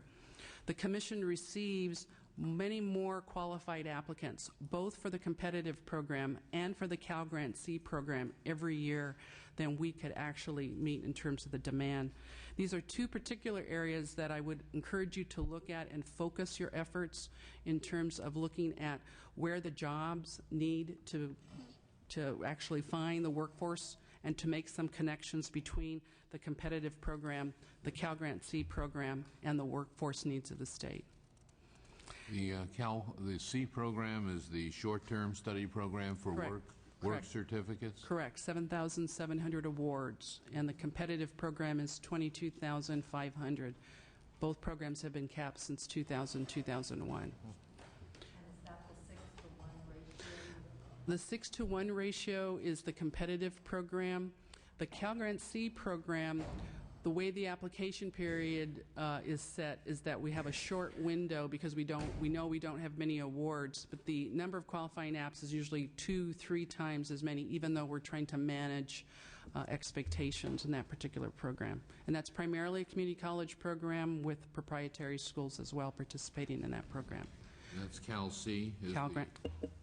What is the competitive program formally called? The competitive program before the entitlement was put in place. I mean, formally called. Is it the call? It's called the Cal Grant Competitive Program. Okay, all right. So what we do is we encourage students who are not high school seniors to apply for that, and that's more or less looked at as a lottery, if you will, in terms of whether or not students would actually qualify. And that's because, again, constraints on funding. These are for people returning to who are in the workforce returning. Correct. Thank you. Mr. Ruskin, do you have data on the success rates between proprietary schools and community colleges or publicly funded institutions? The study that I was referring to, Determined to Succeed, that we conducted in 2004, I'll go back and look, Assemblywoman, and see if we can actually pull out by proprietary sector and see what those success rates look like. At the end. Let's do questions at the end or we'll go forever. I can quickly summarize, then we can get to questions. The Commission also, I'd be remiss if I did not indicate that we want to urge the committee to maintain the guarantee for high school seniors. At the beginning of the entitlement in 2000, the higher education committees had established a goal in statute that we reach at least 25% of the high school graduating class as a goal, master plan goal, for serving students who are coming out of our high schools who needed financial aid. At this time, we're at about 83,000 high school seniors in the state, and we roughly last year had about 330,000 high school seniors. So you could see we're very close to that 25% goal. When I became director, we were at a little bit less than 12% of the high school graduating class. The Commission contributes this to much of what we have done in the area of outreach in terms of getting out into the community, working directly with the counselors, and working directly with the institutions to ensure that students have the information about completing the FAFSA and submitting the GPA verification form in order to qualify. We would also encourage you in some to prioritize the establishment of a fee and aid policy that is predictable and stable to ensure that families have timely information in the decision-making process about what school of choice they will attend. We again indicated that the continued need in the continuation of the Cal Grant entitlement and competitive programs should be a high priority of the legislature as you look forward. Cal Grant is a program that works. Thank you. Ms. Zomer, please. Yeah. Good morning. Thanks so much for the invitation to come and address the committee today. My name is Saffron Zomer. I'm the Campus Program Director with CalPIRG. We're a statewide, nonpartisan public interest organisation with over 30,000 student members around the state. And last year we conducted a survey of over 2,500 community college students to learn more about how they understand and access financial aid. The results of that survey are described in the report, Working Too Hard to Make the Grade, which I believe you've already been provided with. If not, I'll make sure to get you copies afterwards. So I wanted to just spend a few minutes telling you a little bit more about that study. To summarize, I guess the public view of California community colleges is very positive. People see them as a great deal, providing great results for the state and a really affordable education for students. But the reality is somewhat bleaker. Of all California community college students who intend to either transfer to a four-year school or earn an associate's degree, right now only 24% of them are actually successful in doing so within a 6-year period. And a huge obstacle to degree completion for community college students is cost, as you've already heard about this morning. While fees are very low, they're actually only about 5% of the total cost of attendance. So to cover their costs, most community college students have to work, and many of them have to work very long hours in addition to their academic commitments. We know that students who work more than 15 to 20 hours per week tend to do less well academically than their peers who work less than that. And this is particularly true for community college students because many of them arrive at college underprepared and really need to focus on academics if they're going to be successful. And at the same time, as you've already heard as well, existing financial aid is being underutilised. So one way to turn this situation around is to increase the flow of financial aid to students' hands to buy back some of those work hours for study. And the purpose of this research was to learn more about how students interact with the financial aid process so that we could understand how better to facilitate that increased utilisation. So we made 4 principal findings in this report. The first one is that basic misunderstandings about core principles of financial aid were very common on community college campuses. So we asked our survey respondents 3 basic questions. We asked them, do you have to attend full-time to be eligible for aid? Can taking more classes change your aid entitlement? And finally, what can you use your financial aid to pay for? And our respondents were split almost exactly 50-50 on each question. The largest share of respondents, 44% of the survey, only got 1 right. 13% got all 3 of them wrong, only 10% got all 3 of them right. So these are pretty foundational principles of financial aid. It is concerning that there is that level of misunderstanding about those principles on campus. Our second finding was that students' understanding of financial aid is related to their likelihood of applying for it. So overall, the students who knew the most about financial aid were the most likely to have applied for financial aid. For example, of all the students who told us that they did not apply for financial aid, only 2% of those students were able to answer all 3 questions correctly, as compared with 10% of the overall sample. Our third finding was that community college students are very reluctant to borrow to finance their education. According to the National Centre for Education Statistics, about 40% of students at 4-year public schools in California have some kind of loan debt, and at community colleges that figure is more like 3%. We asked students about their attitudes to loans, and over half of them said that they considered loans as something that they would not consider except in the very last resort, or something that they just would not consider at all. We then asked them how they would approach a class for which they didn't have the money to buy their textbooks. And nearly half of them said that they would rather drop the class or do without the books than take out a loan to enable themselves to buy the class materials. Of the students who would consider a loan, almost as many told us that they would put the debt on a credit card as would take out a federal student loan. So this definitely raises a few concerns. We're fully cognizant of the problems that graduating with too much loan debt creates for students, but there are a set of people who still have financial need after all their financial aid sources are exhausted, and for those people, taking on a moderate debt which enables them to graduate quickly and get out in the workforce so that they're repaying a moderate loan faster could be a better solution than working so many hours to cover their costs that they actually jeopardise their chances of ever completing their degree. And then secondly, if students are considering taking out a loan, our research suggests that they may not have the information that they need to make good decisions about how they consume that debt, and making a bad decision about how you take out a loan can really add a pretty significant and unnecessary extra cost to the price of a degree. Our final finding was, unsurprisingly, that students who work long hours do suffer negative impacts to their educations. Students reported a range of consequences that they perceived from their work commitments. 2/3 of the students we spoke to said that the hours that they worked prevented them from taking more college classes. About 1/4 of them reported having to drop classes or even whole semesters because of their work commitments. 3/4 said that they would like to spend more time studying if they didn't have to work so much, and 3/4 said they would like to be more engaged in extracurricular activities on their campuses, like meeting with tutors or participating in student government, and that their work commitments prevented them from doing that. So we definitely see work commitments delaying graduation, reducing students' academic success, and then reducing students' engagement on campus, which is an issue in itself, but then also is connected with academic achievement. On the basis of those findings, we made the following recommendations. Firstly, financial aid officers should continue their outreach work to students with a special emphasis on making sure that those bedrock principles of financial aid are conveyed very clearly to students. We also think that providing basic information about federal loans and different types of debt would be very helpful for students. Our second recommendation is that the programs on campus that are designed to counsel students and help them navigate the financial aid process need to be adequately funded, because they have a difficult job to do and they need the resources to do it.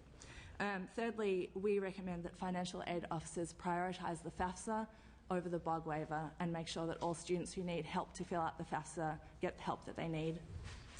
The reason for that is that submitting a FAFSA allows students to access a range of different types of aid, including the Pell Grant, which is an important source for community college students, and should actually allow more students to get the BOG waiver, because the income threshold is actually higher under the FAFSA than it is under the short form application.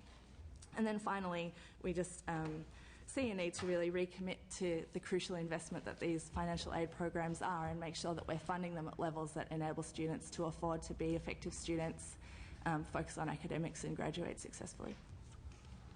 Thank you. Did you have a question?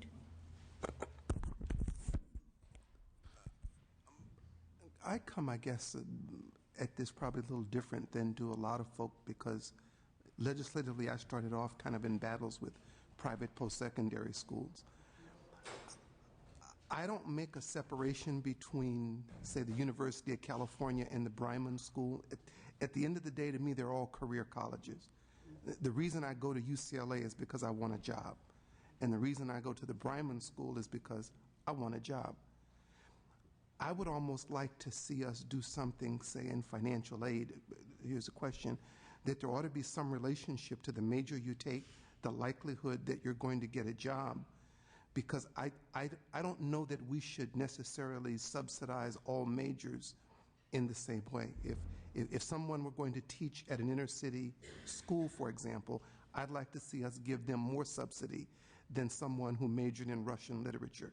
And it's not a put down on Russian literature, but you know, when I go to my trade tech college in LA and I'm looking at 30-something% of the students have a bachelor's degree, and I go to my El Camino College and it's the same number of people that went all the way through a 4-year school to find out they couldn't get a job, so now they're in the culinary arts program. There was a disconnect in some respects where we didn't give them guidance and counseling and all the other things, and there was a kind of elitist bill of goods that was sold to them that because you got this degree in Russian literature, you're somehow more employable than someone else. So I'm probably different than are a lot of people, because see, I don't see the guy who got duped into a major that wouldn't employ him any different than the guy who got ripped off at the Bryman School when they promised him that he was going to get a job. I'd almost like to see us compel the same 4-year schools at some relationship to what is your job placement rate. If I go to UCLA for 4 years and I graduate and I can't get a job, that means that now I can't pay back the loans and grants and all this other stuff I took. The question, which took me too long to get to, is I'd like to see us have a stronger relationship to employment outcomes, to the grant money and subsidizing that we advance, so that and in some cases that might mean that the Russian literature degree costs more than a teaching degree in English, and it would even cost less if you agreed that you were going to go teach in Compton, as opposed to just making a generalized application to all of the things as though their value to the state were all equal. Senator, we agree with you. I think there's a couple things you should know about if you're not aware of them, and I think we need to do more of them. This year, for the first time on the FAFSA, when you complete it online, the parent and the student get back confirmation that the federal government has received it, but for the first time it actually provides you with the list of the institutions that your student identified as the institution that should receive your results of the FAFSA. It has 2 columns attached to it that actually have the graduation and retention rates of students who actually go to that particular institution. So to the question of, do you get an education, do you complete, you know, to what extent is it likely that you're going to graduate and be retained? For the first time, parents and students have that information in front of them. So we're making progress, from my mind, in a good direction. I have a senior right now in high school who's applying to college, so I'm kind of using her as my test case this year. But I think that's one of the things I think is beneficial. On the other hand, in terms of career tech, you know, we've been working with in Los Angeles with the Connect Ed folks, and there are websites now that have been developed on this issue of, you know, what to, you know, look at when you're looking at careers.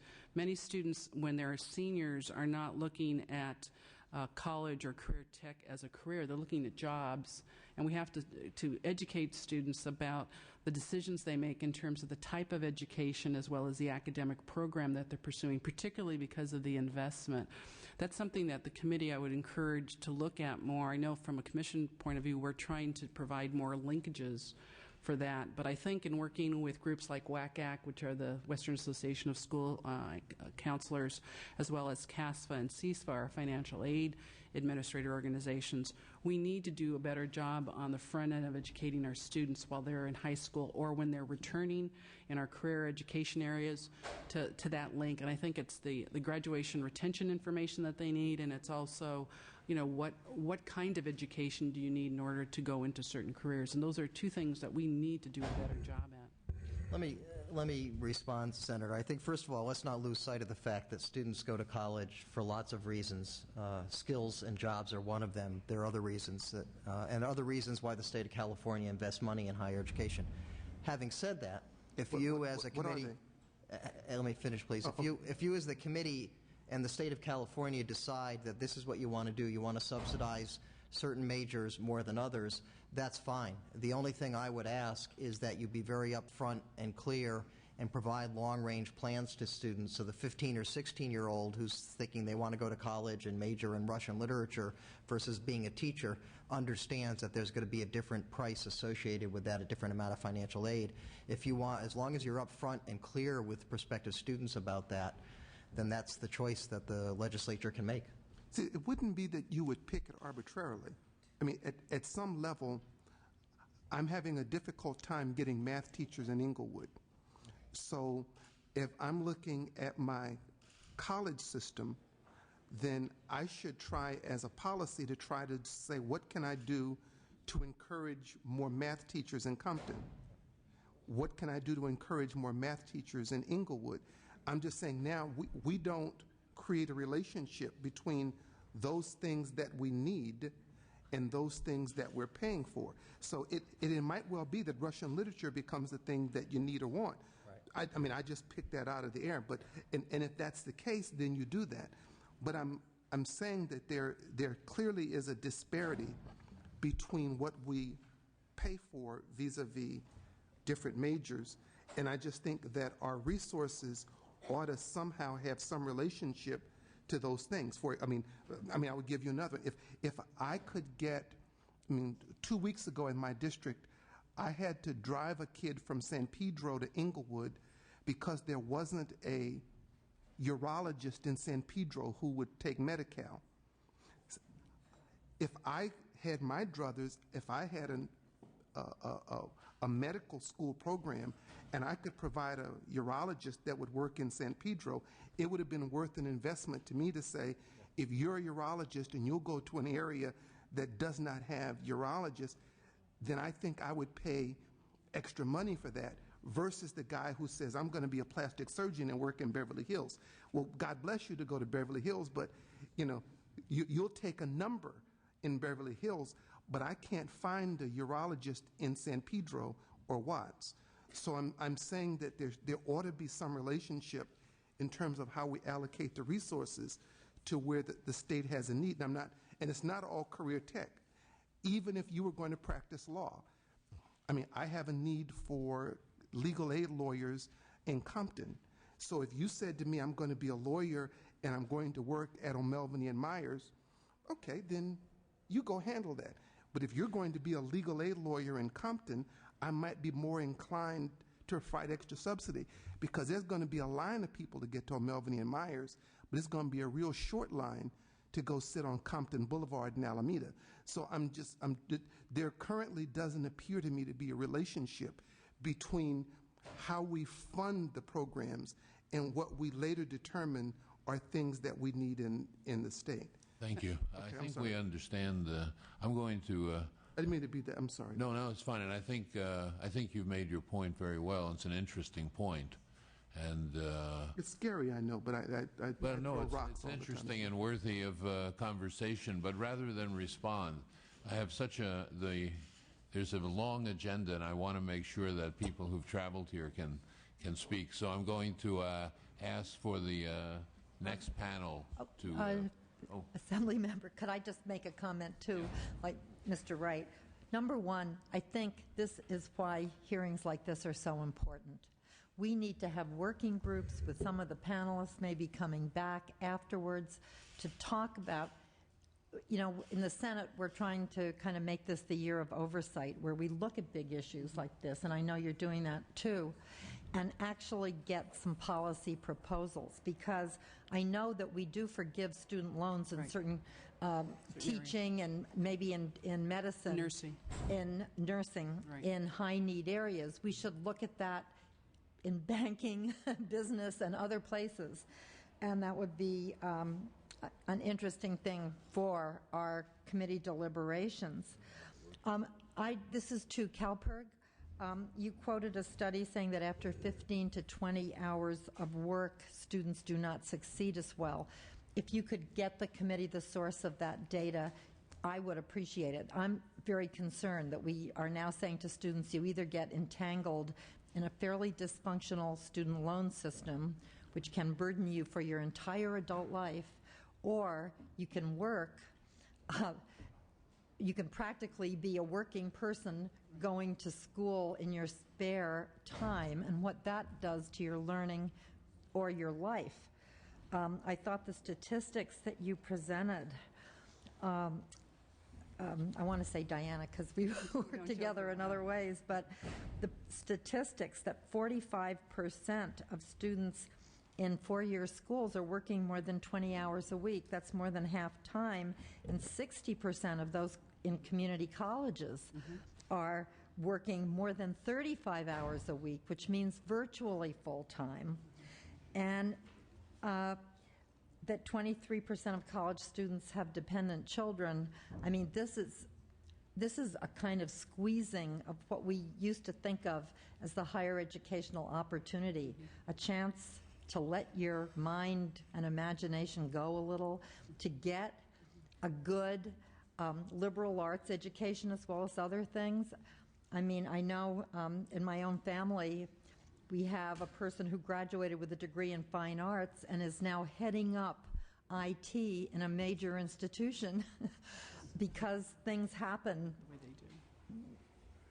because of liberal, good, solid liberal arts degrees. Senator, but finally, we're just going to have to change it. In this whole conversation that we're going to be having, I believe that we must not forget middle-income people.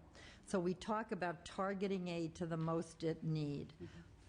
That is a good thing to do. We want everyone to have access. We're talking about how the highest income can pay. But my experience, the middle class, which is being increasingly squeezed in this state, doesn't need to feel that our higher education system is something for the poor who will get help, the rich who have the means, and that they are going to pay more and more and more. The strength of Medicare, the strength of Social Security is that these are programs available to every person in our society, and I believe we must keep our higher education system the same way. Senator, if I could just do really quickly, I think the whole notion of loan indebtedness, and we do have several initiatives, the loan forgiveness program, as Senator Wright was indicating, in the health area. There are a number in the physicians. We have 2 nursing programs. We have teachers. On the books is one for attorneys. I think that whole area is ripe for a conversation as it relates to what is reasonable debt and what areas you'd like to incentivize. We'd be more than glad and willing to come back and talk to you about that. I was asked to speak about the Cal Grant program today, but I think that's one particular area, as Assemblymember Hancock has indicated, that Senator, I'm sorry, that demoted you. I didn't mean to do that. So that we can get a chance to really look at these issues as they relate to the middle class, because I think that's the particular area that we're seeing a lot of concern from in terms of individuals who are saying, what's there for me? Because we have that $80,000 a year cap. Yeah, we need to move on, and I want to thank you very much for your input, but we're going to change the program around a little bit. We need somebody that has to take a flight. If we could have Sandy Baum and Debbie Frankel-Cochran come up. And we can do that segment now if they're here. We're not doing the students? Not yet. We have somebody that's got to take a flight to New York. What if we do this? What if we bring just her and the students? No, let's do it this way. Okay. Ms. Negrete-McLeod? Yes. I have another appointment that I have to go to now, but I am very interested in hearing from the students. And since the student segment will be later, if any of the students have testimony that you've written or specific concerns, I would like it very much if you would stop by my office later and make sure that I have the information. Sure. Okay, and this panel here is how we can improve the structure and delivery of California's system of financial aid. Ms. Baum, would you like to start? Thank you. I'm Sandy Baum. I'm a higher education economist. I'm a policy analyst at the College Board and professor emerita of economics at Skidmore College in Saratoga Springs, New York. My expertise lies in national college access, affordability, and student aid issues, not in California per se, but I am delighted to have the opportunity to talk with you at this time that you are dealing with these very, very difficult problems. Much of the focus on the affordability questions in California as well as elsewhere does get directed towards tuition, but as previous speakers today have said, student aid is clearly where the core of the problem should be. California's tuition increases are a cause for concern not because of the current level of tuition so much as the fact that tuition has increased in such big jumps and in unexpected ways, and that makes it very difficult for families to plan. So I don't want to minimize the effect of tuition increases, but I do want to put the focus on financial aid that increases access to higher education for students who would otherwise be unable to enroll. The other issue is, of course, the issue of quality, and people have touched on that today. It's not the topic of today's discussion, but I do want to emphasize that my focus on affordability is not because I don't think quality is important, but because of the topic today. And the affordability question is not just a question of equity, but also a question of quality. Because if you're going to have very high quality, maintain very high quality higher education in California, you need quality faculty, quality staff, quality research capacity and facilities, but you also need a quality student body, which involves the inclusion of students from all backgrounds. So it's not a trade-off between equity and quality. Equity is part of quality. Constraining tuition increases is important, tuition and fees, but strengthening financial aid is really much more critical to keeping college affordable. Given the current levels of fees at the University of California and at Cal State, even if you were to freeze tuition today, for many students, these institutions would be out of reach, partly because of the tuition and fees, but largely because of the living costs. Even for students and the community colleges, where the very, very low fees are waived for low-income students, many students do struggle to finance their education because of the fact, as we have just heard reference to, that if you try to work full-time and be in college, you're very unlikely to succeed. So holding tuition and fees down just doesn't solve that problem. So even though the things that cause students to protest are high tuition and fees, it's really a focus on well-targeted student aid that is most likely to be effective. It's very important to realize that many of the talented students at California campuses do come from families with more than enough resources to pay for their children's educations. They're very fortunate to have access to high-quality public higher education, and that needs to be maintained, but really at risk is the access to quality higher education for low and moderate income students, and need-based aid has to be at the focus of those efforts.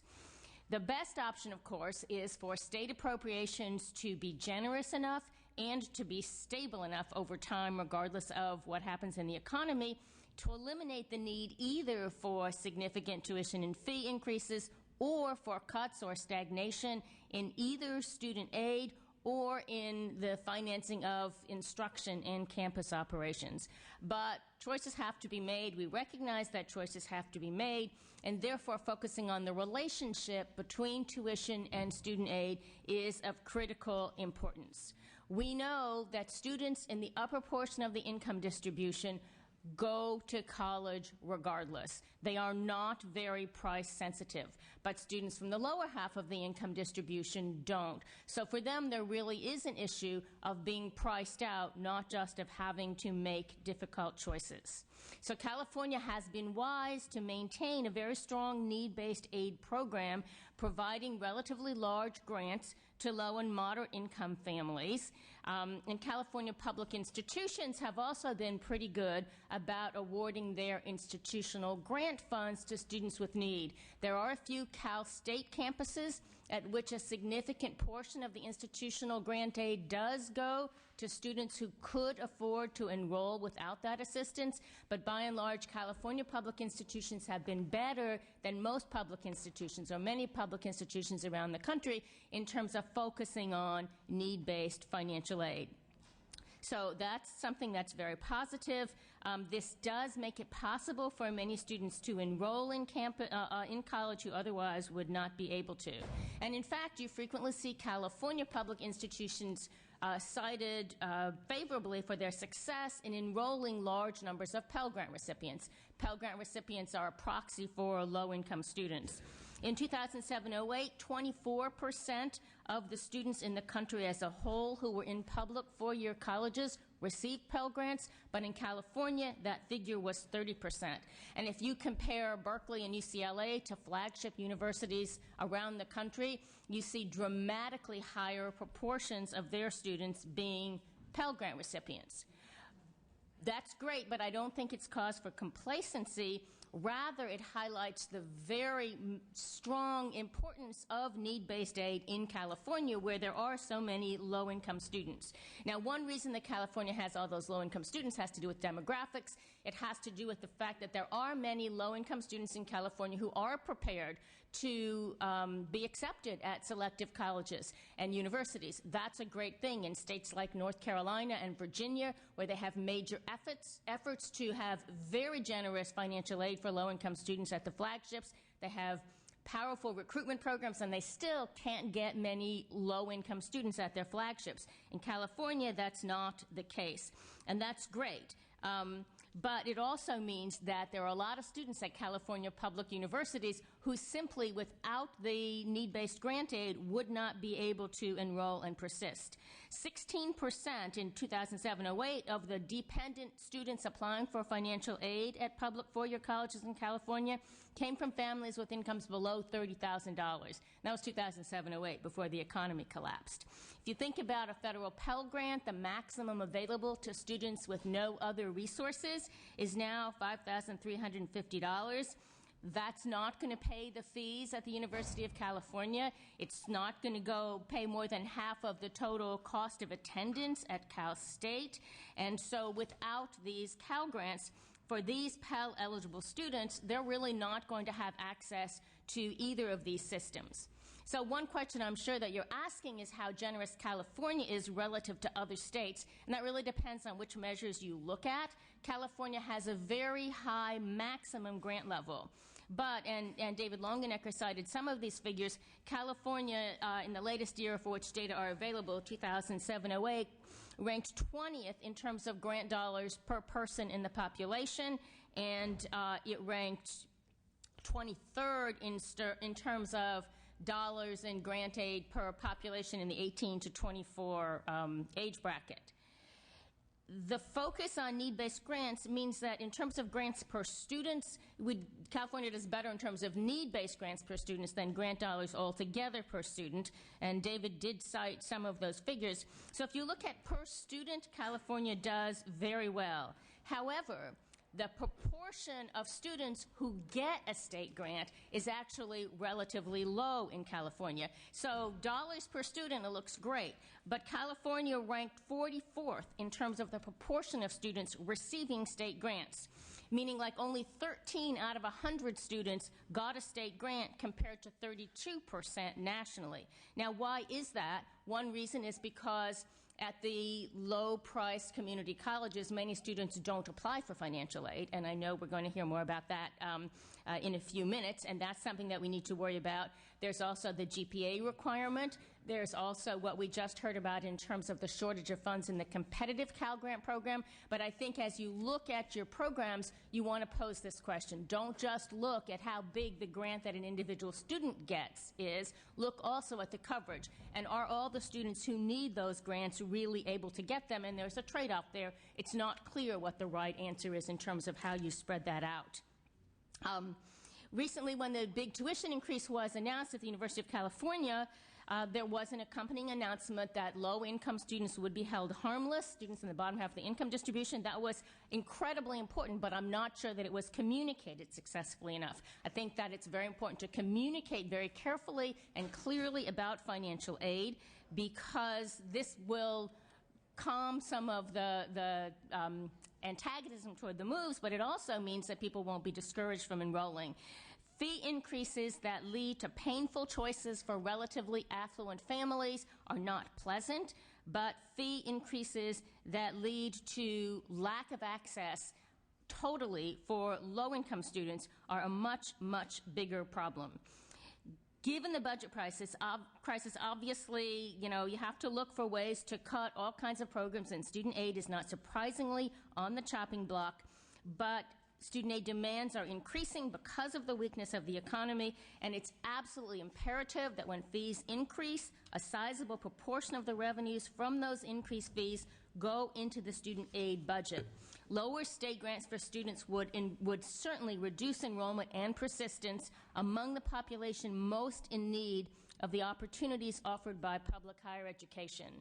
One point that I would like to make is that one way to think about, well, who doesn't need that money? Some people are certainly tempted to think that maybe students at private not-for-profit students don't need the money, but that's really not a very constructive approach. At a point in time when there are such capacity constraints in the public sector, you have so many students who can't get in, and you have some excess capacity in the private sector, you obviously don't want to make it that low and moderate income students have no option other than the public sector, where, by the way, you're subsidizing them significantly in terms of cost, not just in terms of student aid. So that is probably not a constructive route to take.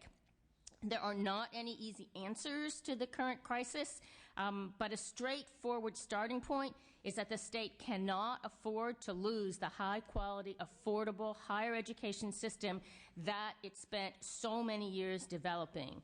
Disproportionate increases in student charges do put this success at risk, but failure to strengthen the state grant program is even more dangerous. And I would urge you, again, not just to maintain the dollars of expenditures, but to think carefully about the structure of the program. David Longenecker pointed out some of the problems with the cliffs and so on, the problem of the number of students who don't have access to those funds.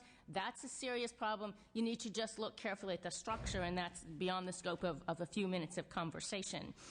But making sure that the grants are targeted so on the students who have most risk of not enrolling is very important. And I take the Senator's point about middle-income students. Middle-income students certainly face issues, but it's important, first of all, to define middle income, because people making $100,000 a year think they're middle income, and they're not. You have to ask who's going to pay. And it's also a matter of information and understanding and helping people, to see what their options are, and being sure that you don't fall off a cliff. So it's not that you just missed it and therefore you lost out on thousands of dollars. If you have a slope, then just missing out means you miss out just on a few $100s. Providing clear information and an uncomplicated application process are very important. We know that for given amounts of dollars, programs that are clear, straightforward, and easy to apply for are much more effective. But simplicity and better information can only matter when adequate resources are available to put colleges within financial reach for those who need help. So I think it's great that you're asking all of these questions. I know you face very difficult problems, and I know that the public response to fee increases is much stronger than the public response to changes in Cal Grants, but if you're going to make your dollars go as far as possible, as effectively as possible, it's really making sure that the students most at risk of not enrolling or succeeding are the focus of your attentions. Thank you. Thank you very much. Go ahead. Thank you for inviting me here today. My name is Debbie Cochran. I'm with the Institute for College Access and Success. We are a nonprofit organization located in Berkeley, California, focused on issues of affordability in California and nationally. We're also home to the Project on Student Debt, which was mentioned earlier today.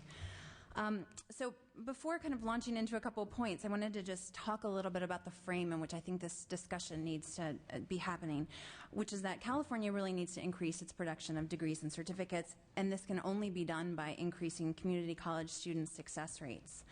And going full-time to college is the one behavioral trait most closely linked with student persistence and completion.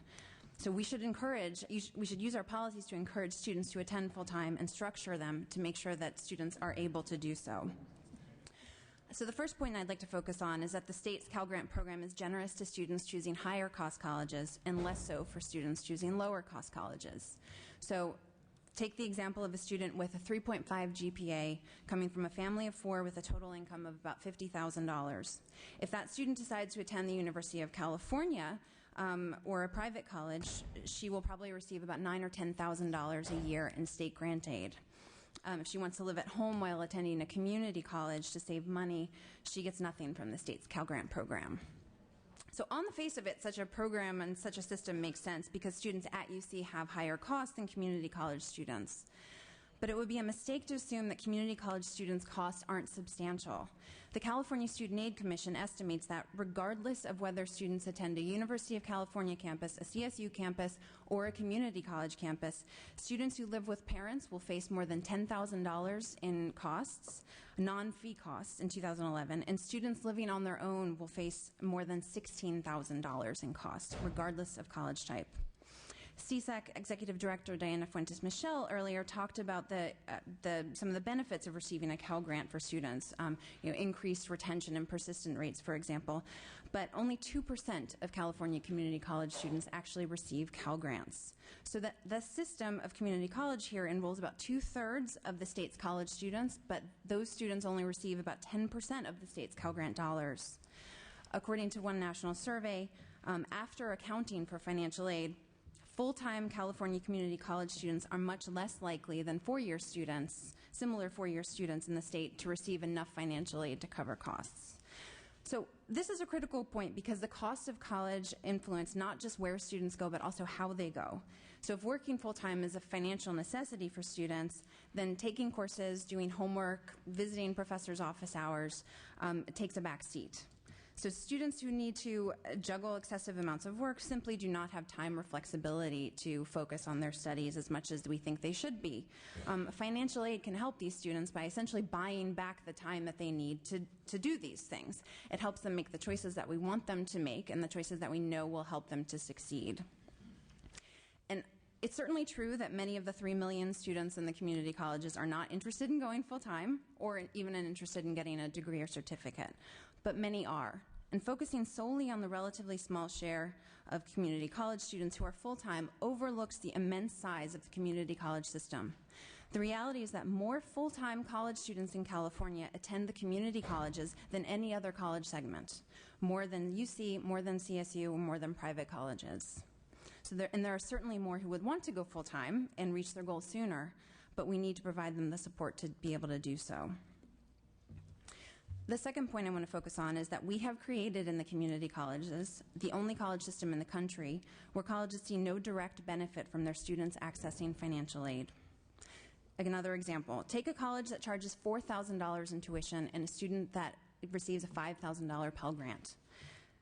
Most of that grant, $4,000 of the $5,000 grant, will go towards covering the student's tuition charges, which the college will use to cover a variety of operating expenses, salaries, facilities, all of the expenses necessary.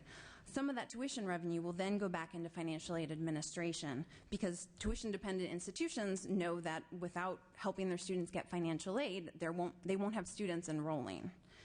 In contrast, the California community college system is incredibly generous. Any student that receives a Pell Grant has their fees waived so that the entire grant goes directly to the student to cover non-fee costs. The downside of this approach is that colleges see no direct benefit when the students receive grants. This is certainly not a statement about the dedicated and committed personnel in the community colleges, but rather that resource-strapped organizations must prioritize functions that keep them alive. Prioritizing financial aid administration, which is helping students apply for aid, answering their questions, processing their applications, and getting the checks to students when they need them, is a harder sell when the colleges don't see the money. The legislature acknowledged the importance of this function a few years ago by providing an additional $34 million across the state for financial aid administration. This was a crucial investment that enabled the colleges to dramatically increase the number of Pell Grant recipients. Over the last few years, enrollment in the community colleges has increased about 15%, and the number of Pell Grant recipients has increased at double that rate, about 30%. And just as importantly, the legislature has since then protected these funds from the level of cuts that other categorical programs have faced. But still, for every dollar of funding for a financial aid administration in the community colleges, the University of California has 4. 1/4 of the funding to serve a population that may not know that financial aid exists or that they're eligible for it, or that comes to the college thinking, I'm just going to take a class or two and work full-time until I can finish my degree. And as Assemblymember Block pointed out earlier today, this is a population that needs more support to get through all of these questions and all these hurdles. So since 2003-04, when the legislature first provided these additional administrative funds, the amount of Pell Grant dollars going to community college students has increased from about $560 million to $880 million. Because these grants go straight to community college students, this is an increase of more than $300 million each year that flows straight into the California economy through textbook purchases, public transportation, food costs. This is a phenomenal return on a $34 million a year investment. But there is more that can be done. Our research suggests that there are still 250,000 students in California community colleges who are eligible for Pell Grants and simply do not apply for them. In the current academic year, that would mean about $500 million more in Pell Grants. Even if we raise our application rates up just to the rest of the nation's community colleges, and there were still more students who still didn't apply, we would gain another $100 million. This is free federal money that can help students take more classes and increase their persistence and completion rates. This is free federal money that supports both student success and local economies. The legislature can help students tap into it by further supporting financial aid administration in the community colleges and using that support to create institutional incentives to prioritize financial aid application and receipt. Thank you. Thank you very much. Thank you. Gives us a lot of food for thought. We're going to now have the next panel, which are the students. Can I see a hand raising of who's going to be here for public comment? Public comment. What do I see, about 6? Okay, we got to be out of here by 1 o'clock. So I'm going to start to run it fast. Okay? Mr. Cook, you had some questions. Yes, I'll be very quick on the study there. And by the way, I'm a big supporter of the Pell Grants and BOG waivers and everything like that. The problem from somebody that's been in the classroom there, and I really believe in the timing on the grants is important. And the hard reality is once they get the check, boom, 25% of the class drop. You never see them again. And so it's very, very important for books and startup costs and everything like that. But the incentives at the end, and you're looking at it from somebody that is teaching there, I am looking for every incentive I can, particularly at community college, to keep those students there. You know, whether I cajole them, cheerlead, I said earlier, we lose far too many of them. And a lot of it is just economic circumstances. They've got the money and blah, blah, blah. So the next study or something, I'd really like to expand the parameters to see, whether we can look at that, because that's a variable I think that has to be considered, because I'm really, really concerned about how many we lose. And it's tough for these students. And I heard the thing about everybody there, they have part-time. Problem is they don't have jobs. They're hanging. That's why if you can convince them, as the senator was talking about, that they are going to get a job after this, they're going to hang in there. But you're right, it's rational choice all the way, and what's in it for, and I respect that, and I encourage that with my students. I feel like I'm back in a classroom. Sorry. I would just say, commend your focus on completion, and I think that that's something when you think about larger financing questions to keep in mind, both at the federal level and in many states. There's increasing conversation about providing some funding to institutions based on the completion rates of students rather than just on enrollment rates. Okay. Thank you very much. Okay, now we have the students. We've got 2 more panels, so I'm going to give the students half an hour till 12 o'clock. Then I'll give the other ones from 12 to 12:30. Then we'll have public comment because we have to be out of here by 1 o'clock. You all decide how long you're going to talk. You got till 12 o'clock. Okay. Please sit down. And you give us your name and where you come from. However you want to start, go ahead. You okay with me starting? Yeah. You want to start? We'll start here on this end then. All right, thank you. Good morning, Madam Chair. For those of you who don't know me, my name is Reed Milburn, and I'm the president of the Student Senate for California Community Colleges. I'm a Sacramento City College student and a transfer hopeful, and an 8-year veteran of the United States Air Force, and it is a pleasure to speak before you once again. Much of today's discussion is focused on fees in our 3 segments. It has been pointed out that California has the lowest fees in the nation, and I respectfully state that this is not a bad thing. Affordable, accessible higher education is what made California the great state that it is. Our master plan is the envy of other states and other nations, and attempts to recreate or duplicate it have been made around the world. Many of the people who have testified before you today are likely products of California's master plan for higher education. You have heard that students need to share the burden or the expense of their education. As students, we are not opposed to contributing to our education. However, we should not have to incur major debt to become productive members of our communities. Perhaps the state is subsidizing a few students who can't afford to pay more tuition. Perhaps there are those out there whose parents are making $65,000 a year or more. However, in my system, which serves nearly 3 million students, this is the exception, not the rule. California community colleges serve the students who are well below the poverty levels. The average student in my system is 26 years old. These are often single parents, the newly unemployed, the working poor, even the homeless. They are all struggling desperately to make ends meet while trying to go to school as well. I have to respectfully remind you again that the high fee, high aid model does not work for my students. Tax rebates do not help us now when we need money for tuition, textbooks, and survival. We cannot afford to wait for a year to get our money back. I appreciate that financial aid is in some cases being underutilized, but I also respectfully remind you that divesting in our educational institutions makes it more difficult for needy students to utilize those financial aid programs. The lines in our financial aid offices in this city are out the door.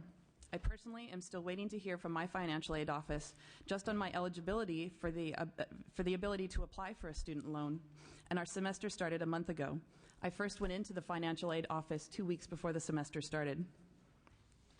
I lost my student senate treasurer earlier this month because she did not qualify for enough financial aid this year and has to take on a second job. My vice president works 3 jobs. We are the working poor. We are the disappearing middle class. We are the state's neediest people, and we are trying, as I said, to become more productive members of our communities. But we are facing more and more financial burdens every semester. Please re-examine the financial aid programs and help our students get more bang for their buck, as was stated earlier. Financial aid programs like the Pell and the competitive Cal Grants do work. 77% of the new competitive Cal Grant awards go to non-traditional community college students. Again, please remember that our neediest students depend on our wonderful low-fee system for the opportunity to get a higher education. Affordability is what makes our system great. Accessible higher education is what put California ahead and made it one of the most powerful economies in the world. A master plan in tune with the modern era does not mean a master plan that makes education more expensive for our students. Thank you for your time. And you can talk a little bit slower because you've got more time. I'm the only one that's going to ask questions, so go ahead. Hi, Miguel Centeno. I'm at Loyola Marymount University, and today I'm representing the AICCU. Well, good morning. I want to thank you for giving me the opportunity to speak about something so dear to me as education. A little bit about myself. I am an economics major at Loyola Marymount, and am proud to say that I am a third-year Cal Grant recipient, which I believe I have you to thank, so thank you. Now, I come from a long tradition of California education. I grew up in California public schools and was only able to go to the university of my choice by means of Loyola Marymount University in Los Angeles. And the only reason I was able to go there was because of the Cal Grant. So I want to speak a little bit about educational opportunity specific to the Cal Grant. I don't want to focus too much on statistics and figures.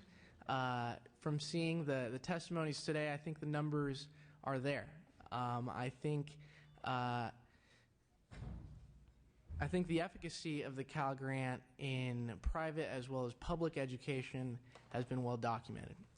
In fact, I'm here to qualify those numbers and speak of the opportunity that's provided through the Cal Grant by way of my own story. Because you see, college for me was never just an application away. I always saw college as a long shot, and for many reasons. One was that I do not come from an affluent family that could simply foot the bill, nor did I come from a highly educated family. But chief amongst these reasons was an unexpected event that changed the trajectory of my life. I'll be very candid. Before I graduated high school, I had a son. By 18, I was already a husband and father. And 3 years later, I'm glad to say I still am. But yes, my experience as a young father and college student has been challenging. I never expected it to be easy, and admittedly, it hasn't been.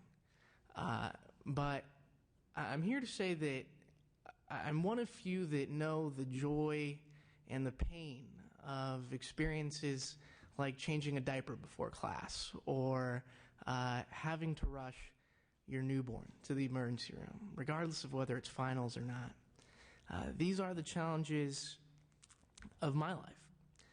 But I'm not here to share my story simply for shock value. I tell you this because by all accounts... It isn't shock. I had 9 kids before I was 30, so don't... Very good. But you're not shocking me. Good. But I share this because by all accounts, I should not be where I am today. Statistically, I shouldn't have graduated high school, let alone made it to college. But I did. And I did so because I held the conviction that no matter how difficult my journey became, the path of education is one that always lends help, is always beneficial, and always possible. You see, I was raised to understand that here in California, no matter where you come from, the opportunity is always available. And surely, in my own story, my opportunity came in the form of a scholarship to go to Loyola Marymount University. But I understand full well that the only reason I was able to go was because of the aid provided through the Cal Grant. So thus, my experience has taught me that opportunity is not a one-way street. As much as my education is a product of my own work, it is equally owed to the commitment of many others to the ideal of opportunity. I think I owe much to admissions counselors, scholarship boards, but also to a legislature that years ago enacted the Cal Grant, making college a reality for many who could previously only dream of it. Now, I've said that my journey hasn't been easy, but I should also say it's been incredibly rewarding given the support that I've received. Today I can say that I will graduate within 4 years of undergraduate study with little debt and a happier family. And all because of the support granted to me by the Cal Grant. And though my challenges are unique, I think that as you will hear from other students, they speak to a larger struggle for opportunity. Whether it's the first generation pre-med student or the young entrepreneur working 30-hour weeks and balancing a school schedule, what you will find is that the desire for opportunity is well and alive in the young people here in California. And it continues to be so because of the educational support lent through programs such as the Cal Grant. Now, I have to mention that I know that the state of affairs today is dire, that as a state we are looking at crisis. And I commend each of you for your service and commitment to creating a balanced budget. But as you do so, I only want to remind that what is not at stake here is just not public policy. It's the very values in our very future. This is not just about a budget today, it's about our people tomorrow.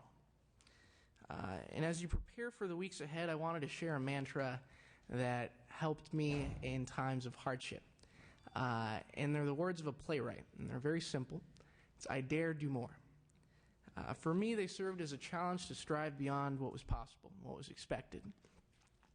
So when I was told that college wasn't for everybody, when I was told that it was too hard or simply too expensive, I didn't listen. I persevered because I dared do more. And it is in the same spirit of hope and determination that I ask you to not just preserve what is already, but to dare do more for those who are fighting for the opportunity of education. Ultimately, the question is, what are we to say to those who come after us with college dreams? I hope and pray that I can one day tell my own son, as my parents told me, that California is a place where anything is possible. Here is a place, a people, who dare do more to make opportunity a reality. Thank you. Thank you. Thank you very much for having me again. Again, my name is Victor Sanchez. I'm a fourth-year undergraduate student at UC Santa Cruz, and I also serve as the president of the UC Student Association, representing the over 225,000 students attending the University of California. When we talk about affordability, it's definitely the number one reason as to why students aren't able to attend, if not finish, education in this state. The master plan outlines several core principles. The first, the university remain tuition-free for all residents, that each system have a fee structure to cover the costs associated with health, laboratory, and intercollegiate athletics and student services, that the fees of each system are not to be directly related to instruction, and back in '93 when it was re-examined, that undergraduate students' charges should be equal to no more than 40% of the cost of instruction. The state of California will fund the university at no less than 60% of the cost of instruction, and future increases should be gradual, moderate, and predictable. I think it's sadly to say, and this is in the experiences of our students that attend our institution, that those core values and promises have not been upheld, and it is a certain matter to take into consideration the crisis we are facing, but that, I think, is the root of a lot of the anger we have seen from the outset of this year, and a lot of the stuff that we will continue to see as the year moves forward. In California, public universities are not free, nor do we have predictable, moderate, or gradual fee increases. Between 2001 and 2008, fees at the University of California increased 145%. Coupled with the most recent 32% fee increase passed by the UC Regents, fees will increase more than 300% by the end of the 2009-2010 academic year. By the beginning of the next school year, a student who started at the university as a first year in 2007 will see their fee increases at least 65% during their tenure at the University of California. This does not factor in the cost of the campus-based fees or the cost of living that are associated with going to school at UC. This brings the total, cost of attendance for general fees upwards of around $10,300, pushing the UC for the first time, in its history to charge fees over $10,000, and this for a public institution. What we are seeing is not only an unfair burden to students who are graduating with mortgage-sized loans, but an unfair backdoor tax on a population that is vulnerable in the sense that we don't have stable incomes and our families are already overwhelmed with financial constraints due to the current economy, along with trying to manage and navigate themselves through very unpredictable rising costs for what is supposed to be, again, a public institution. In regards to aid, the inherent connection to state support, an amount that has decreased by 20% within the last 2 years, has increased the need for state grant aid and have put the university on the horrible path of privatization. State support for students is lagging. The number of support per student is nowhere near the amount of money spent per prisoner. Another factor that must be considered when talking about affordability is the true cost of attendance. Support must include housing and transportation costs. At UC, I do believe 7 out of the 10 campuses are amongst the highest cost of living areas in the nation, and that serves as a severe detriment to low-income students in underrepresented communities of color. Now, explanations can be offered to explain how financial aid is offered widely, and options are there, but the majority of programs are dependent upon state support and what Reed mentioned earlier, the unsustainable high-fee, high-aid model.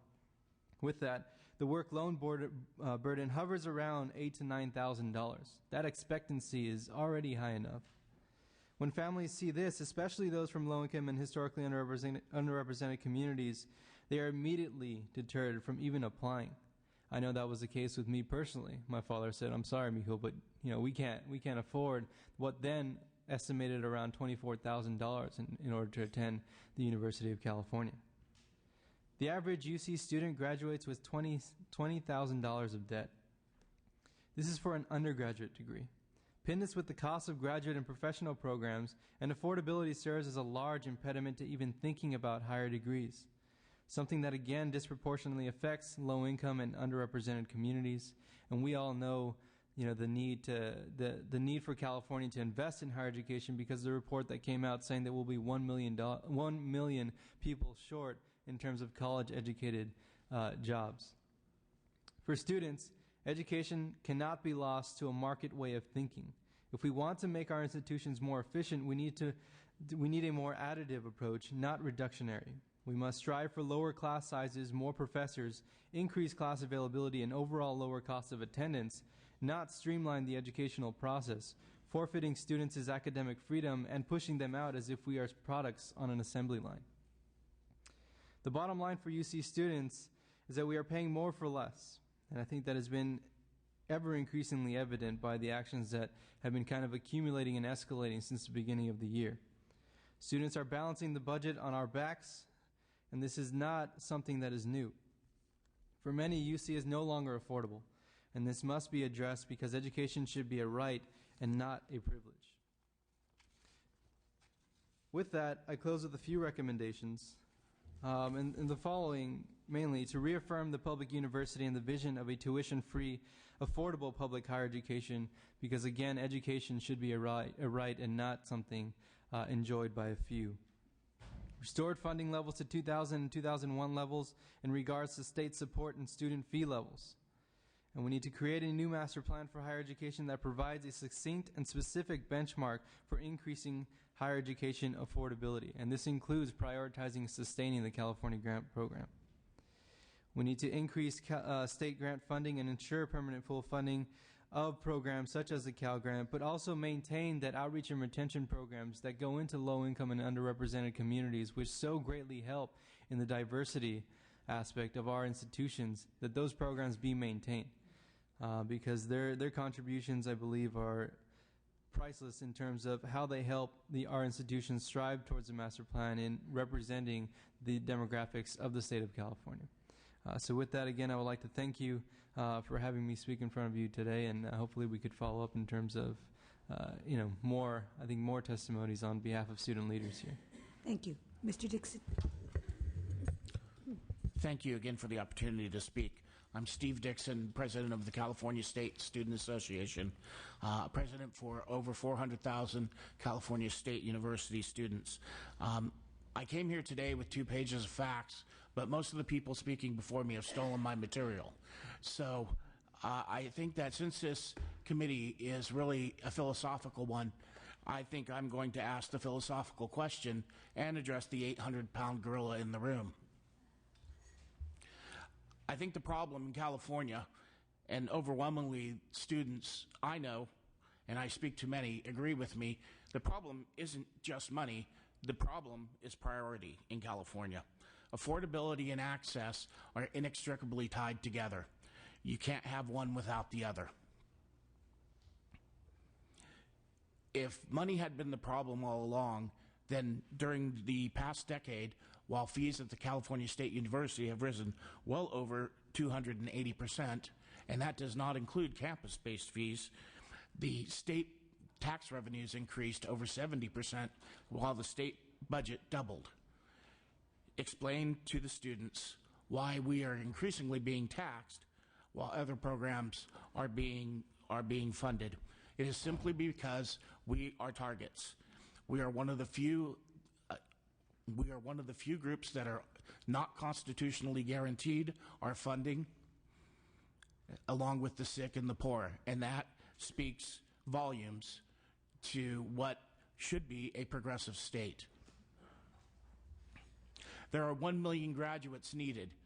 Those graduates are going to be filled. Economics, and I'm a student of economics, says that the market will be filled. If California doesn't educate those students, they will be educated either in another state or, as we're finding now, in other nations such as India and Asia. There are a few unprotected pools of money, and we realize that we have targets on our back every year when the budget process comes. Student fees have increased 8 of the past 9 years, from $1,428 in 2001-2 to $4,026 in 2010. In July 2009, the Board of Trustees of the California State University were forced to increase fees an additional 22% above and beyond the agreed upon 10% increase that had been agreed to in the Compact for Higher Education. The student cost is over $23,000 at some of the state universities now when you include transportation and cost of living. We need to make improvements to secure funding streams for the state university, the California community colleges, and the University of California.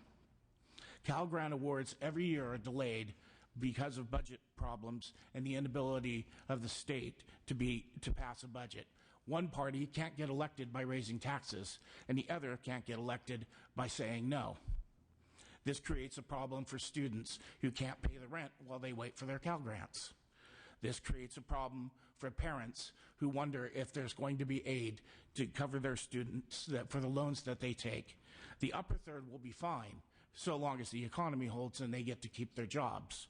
The lower third are protected by the continual payment of financial aid to the lower third when there are fee increases. It's the middle third that are being squeezed out. The middle class, the working poor of this state, quite often underrepresented, are also in these groups. It is these groups that need to be educated if California wishes to come out of its economic malaise. We cannot save the economy by cutting the throat of education. I hope truly that I have not offended anyone today by stating what is true. There are tough decisions to be made. I realize that.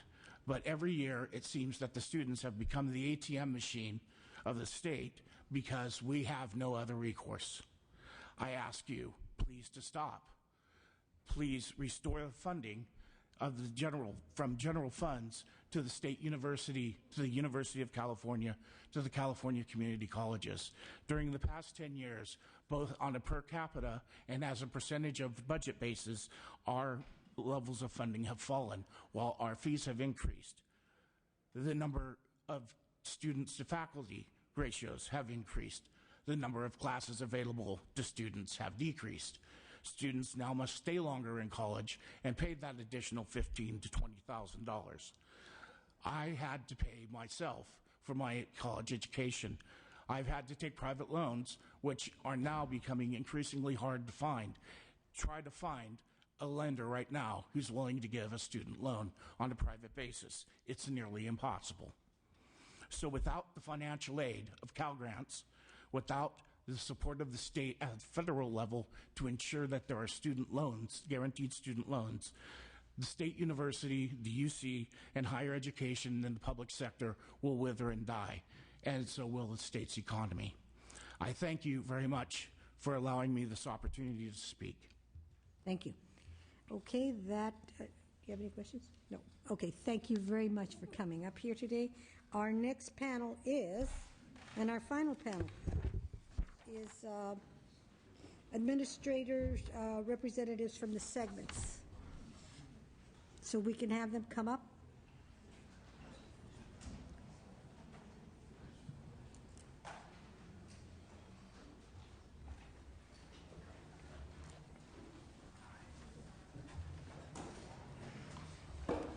And panel, we have to be done by 12:30, so you decide how you want to do it.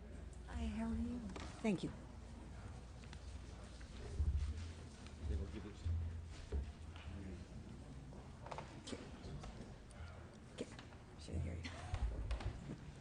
Okay. Who wishes to start? I'd be willing to start. Judy? Hello. Judy. Hello. Hi. My name is Judy Sakaki. I'm Vice President for Student Affairs at the University of California, Office of the President. I was a first-generation college student myself and a product of both the CSU and the UC.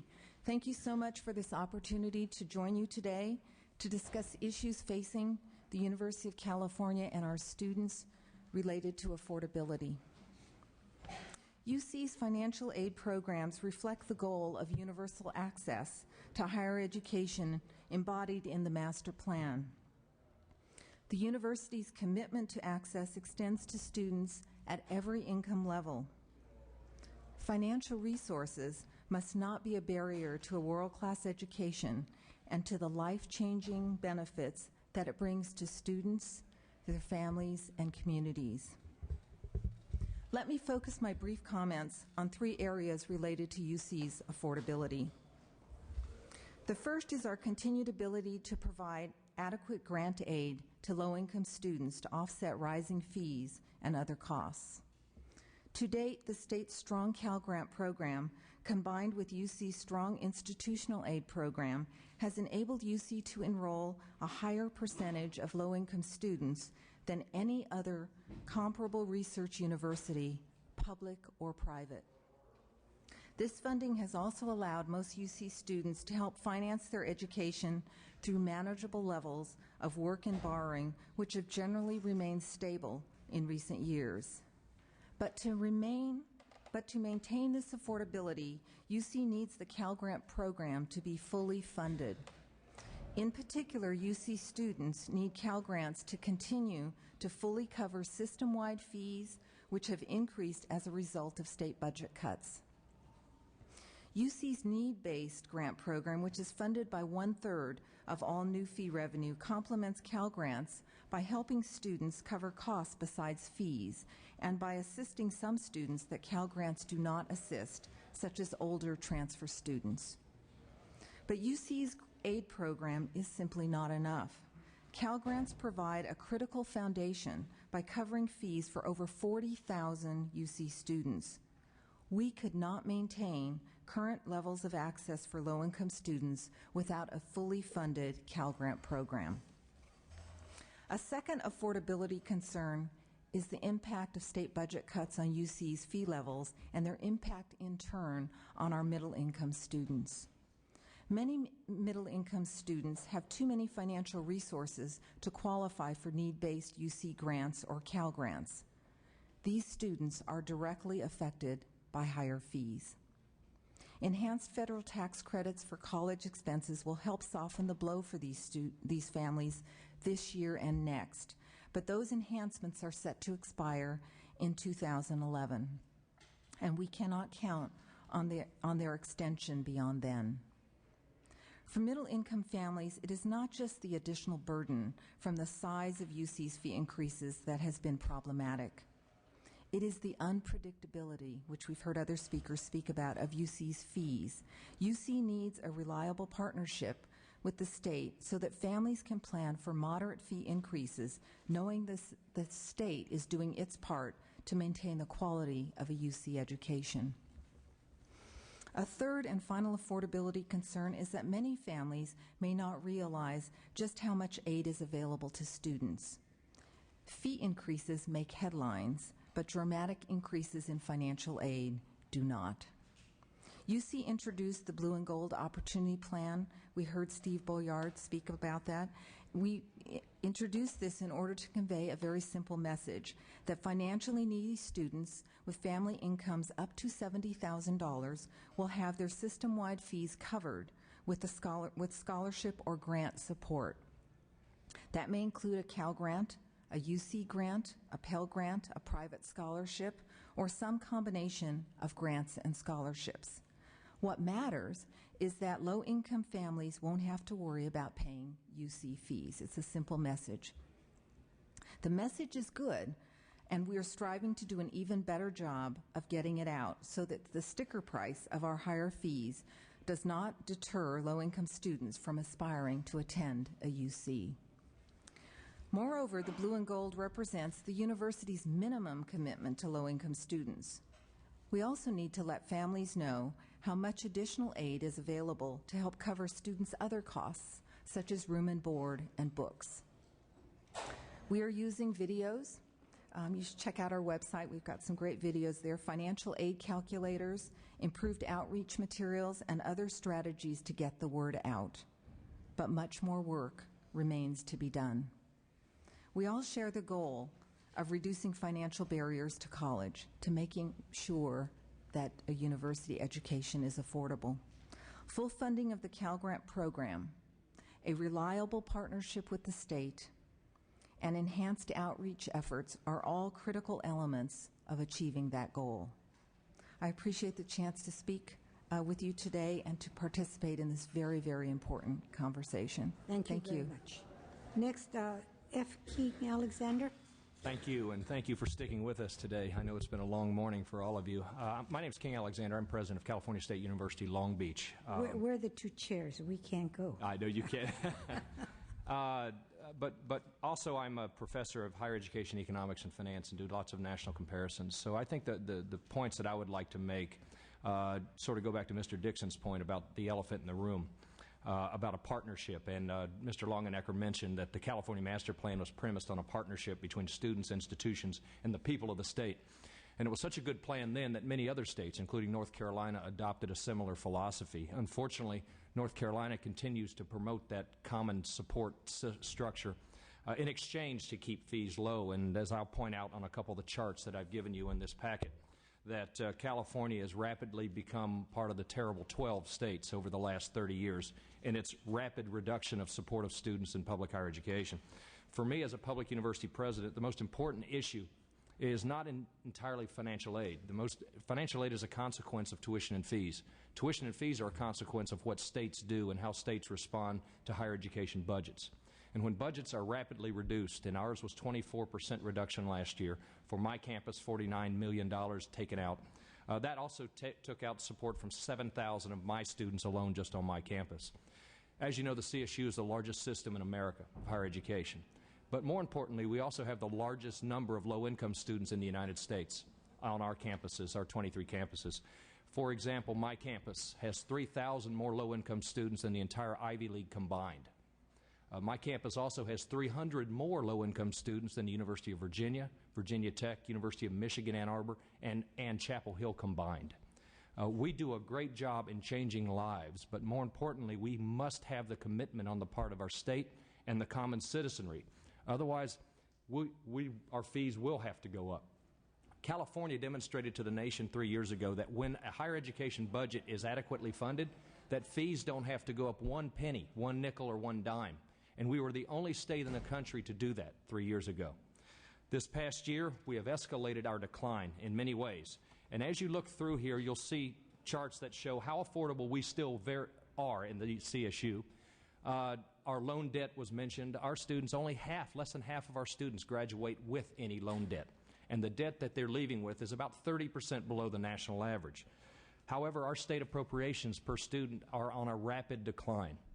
And our fees are on a rapid escalation to offset what these what has happened over the last 10 to 15 to 20 years. So if you turn to page 6, just this one chart, I think it's perhaps the most important chart. It shows that today, higher education spending in per capita terms in tax effort in California we're down $10 billion from what we spent in 1980 on our students. $10 billion that we spent in 1980, and we're on a rapid decline. In fact, there are only 11 other states that have declined as rapidly as we have in our support of public higher education in California. This sets a difficult circumstance for our students who are hoping to achieve higher education opportunities, but more importantly, hoping to see their universities remain affordable and to remain among the most affordable in the country, which we still are. We try everything we can to make sure that we're doing and meeting the accountability concerns that you have. And the bottom line is this. The CSU still is among the most affordable university systems in the country. In fact, 88% of America's public higher education institutions charge more than we do. Secondly, that the CSU returns 33% of that total fee back to our students. This is rarely done throughout American higher education. It's only done in a handful of other places. So that 1/3 of that money goes back to our neediest students, right? And that's in our sub-grant. It's way beyond the Cal Grant A, B, and C. It's what our institutions do, and the UCs do this as well. Number 3, the CSU remains one of the most efficient institution systems in the country. However, efficiency also equates to the fact that we spend less per student than probably 90 to 95% of the universities in the United States. You have to go almost all the way to the state of Florida to find institutions that are spending less per student than we are today. And finally, at the bottom line for the CSU is our average cost. And I know this someone is going to ask a question about Jane Wellman's Delta cost study. Our average cost in degree production per student on our campus ranks among the top 25% in the country. In other words, 75% of the universities in the nation spend far more to produce a degree than we do at Cal State Long Beach. So efficiency is indeed something we pay close attention to. The real issue for us is that California has become one of the terrible 12. And that is a rapid, among the nation's worst and states declining of support for higher education. California does spend 47.7% less than we did in 1980 in tax effort support of public higher education. Is the master plan in jeopardy? Yes, the master plan's in jeopardy, because the balance is indeed in jeopardy. We remain among one of the most affordable systems in the country, as all of the data clearly indicate. However, our state support has dwindled so fast that now our state support has fallen in the bottom half of state support, and our per-student expenditures are now below those of the national average also. Other states have maintained this balance much better than we have. In a state like North Carolina, where they remain among the top in common support in exchange to keep their fees affordable, they continue to promote the California Master Plan even as far away as North Carolina. However, we've seen an abdication on the part of our legislative bodies here. We've seen an abdication on the part of our state citizenry to support what we're getting accomplished in the CSU.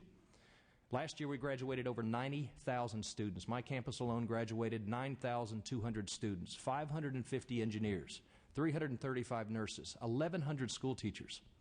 That all went into the California economy. And our reward for never graduating more than we have and having a higher percentage of graduation in all ethnic categories was a slashing of our budget of 25%, or a reduction for my campus from spending of $6,400 per student to $5,000 per student on my campus. That's what we're worried about. We promote affordability, but we must continue to promote affordability with the compact of this state, with the support of the citizenry of this state. Without their support, we're going to be talking about financial aid for many, many years to come. But financial aid will simply negate what our states are taking out of the system. It will not prove to help our students anymore. If we increase our Pell Grant by $2,000, yet we reduce our state appropriation per student by $2,000, you haven't really helped our students. You haven't helped their educational opportunities. This is a partnership between what the federal government does, what our state governments do, and what our universities are committed to. But more importantly, it's a partnership that significantly impacts the generations of students who are on their way and the students that we must turn away this year. Last year we enrolled 38,000 students. This coming year we'll enroll 33,000 students, and I had 70,000 students apply to my campus alone. We've never had to turn away more students because of lack of funding. If this legislative body can find the money and allocates the resources, will educate as many students as possible at the most affordable levels as possible. But it is the compact on the part of this state's agreement, and that is indeed what is strong about the master plan. And that is the part that needs to be bolstered up, is the state's support of our students. That's our commitment to California, that's our commitment to our students, and I look forward to hearing any questions that you may have about any of the data that we talked about. Thank you. Next, Yasmin. Thank you. My name is Yasmin Della Hussein. I'm Vice President of Student Services at Los Angeles Valley College. I'm at one of the 9 colleges which educates 200,000 students annually. I've been asked to talk about the community college's role regarding affordability and financial aid, and believe me, these are 2 issues that keep our students up at night.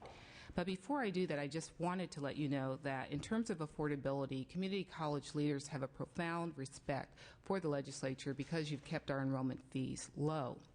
However, something that was said earlier, and it is important that we should note, is that enrollment fees only represent 5% of the cost of attendance for community college students. It's the other 95% that the students are struggling to pay. So whether it's housing, transportation, child care, health care, they just don't have the money for it. So what are some of the ways that we're addressing affordability in the community colleges? I thought I'd give you 3 examples. One of the things that I see community colleges doing is making sure that students can afford their textbooks by going to textbook rental programs. The other things that we've been doing is lending students money up front in the form of emergency loans. Wait until their financial aid checks arrive. And a third thing that we've been doing in Los Angeles is subsidizing the cost of transportation. We have a partnership with the MTA, and as part of that partnership, because we are building so many buildings on our campuses, we are actually subsidizing transportation to the point where our students only pay $15 to ride our buses or subways in Los Angeles for the semester. We've also worked hard to get our students on financial aid, and this morning we heard that there are a lot of community college students that are part-time students that are not on financial aid. And I have to tell you that I'm always curious as to why we can't get more students on financial aid. So I decided that I would call a friend in Texas because I noticed that Texas had a large number of part-time students who were on financial aid. And the one thing that my colleague in Texas said to me was, you know, one of the best practices that your state legislature might want to think about doing is going on the air, taking to the airwaves and talking to the people of the state. Because every time our state legislature appears on the air, we get this huge spike in the number of students who apply for federal Pell Grants. And I think that that's one thing that we can do in the state, because we know that our students don't apply for federal Pell Grants as much as they should. Besides addressing affordability, I was also asked to talk about our concerns, and I have 4 very broad concerns I want to leave with you. First, the threat of elimination of competitive Cal Grants is not good news for our students. Only 22,500 of these grants are funded statewide, despite the fact that 158,000 community college students are eligible to receive them. As you know, competitive Cal Grants serve older people, like many of those in your districts, who are returning to community college after being laid off. This is the only state program, other than fee waivers, for reentry students at community colleges. And due to the current economy, we're seeing more and more underemployed or unemployed and reentry students who need these funds for their books and other expenses. So my message today is we need to maintain Cal Grants. Second, the threat of eliminating $10 million from the highly successful EOPS program, eliminating our CalWorks program if we don't get federal funding from Washington, or reducing fee waivers in significant numbers is truly distressing to us. And it begs the question, during periods of budget crisis, why should the highest price to be paid be placed on the students? Third, we're seeing a lot of students tear down from the UC system to the CSU system, and from the CSU system to the community colleges, not only because of restricted classes, but also because of the cost of attendance. I think it's very important that the current level of Cal Grants be maintained so that students are allowed to attend the institutions that they are academically eligible for. Fourth, due to the old Ed Code language, veterans benefits, I'm not sure if you know this, are still counted as a resource for Cal Grants, even though they're no longer considered a resource for federal financial aid. Amending the California Ed Code would preserve college affordability and access for these men and women who have given to this country and made great sacrifices. And a final point, so what are the long-term effects of students if affordability and financial aid are not improved? As we know, and everybody this morning has reminded us, higher education access is essential to economic recovery and moving people from dependency on state funds to becoming taxpayers capable of contributing to the state's economy. If our lowest income students cannot afford to attend a community college, as we begin eliminating programs like CalWorks, reduce funding for EOPS, or cut Cal Grants, there won't be any options left. These are the people who will become our new underemployed or unemployed, which is part of the reason why the Center for Public Policy for Higher Education has predicted that by 2020, the adjusted income of California residents will have declined by 11%, the largest such drop in the nation, due to the fact that our adults will not have attained the levels of education that they need to attain. And I know with certainty that no one in this room wants to see that happen. Thank you. Thank you very much. Next, Mary Broker, please. Good morning. I must admit I feel a bit of an outlier in this conversation as I represent Pomona College, which, as some of you may know or may not know, we're a four-year liberal arts private institution with an enrollment of approximately 1,530 students with an endowment roughly $1.2 billion. So I feel like a no-need family sitting at a table where there's greater need, and here we are saying Cal Grants are important to us. And in some ways, that's true. In many respects, it's very, very true. And I also want to be clear that we do not represent the 5 Cs, which are in Claremont, nor do we represent the entire private sector, because I do think Pomona, in many ways, is different in how we approach affordability and access. We do retain what we call the need-blind process in terms of admissions, so students are brought to our institution with no regard for families' ability to pay. Once they're admitted, it's our job in the financial aid office to ensure that they have what they need to be successful. For families $70,000 and below, that includes book stipends and, if necessary, transportation subsidies to get students back and forth to campus, as well as eliminating, if not minimizing, the debt that the students take on. The role that the Cal Grant, as well as the federal grants, play in that is that we allow students who qualify for such grants to retain full benefits of that. We do not reduce what we provide to them via the institution to replace that. We allow them to retain it for, again, book stipend. If they need additional monies for supplies, if they need additional monies for other expenditures for attending other programs, those grants are a very real part of the process for these students. When the talk about eliminating the Cal Grant came to the table, whereas as an institution we sort of sat aside and said, okay, we'll see if we can't make up the difference, it was a real fear for our students. They do not trust that the institution will be able to sustain the type of aid that we're able to give them without loans, without significant parental debt, to sustain that without the support of the Cal Grants. And I would say that would be true of many other private institutions. We have tried in many, many ways to encourage students from low-income families to enroll at Pomona. Over the last 3 years, we've seen our Pell-eligible students grow from 120 students to approximately 255 students.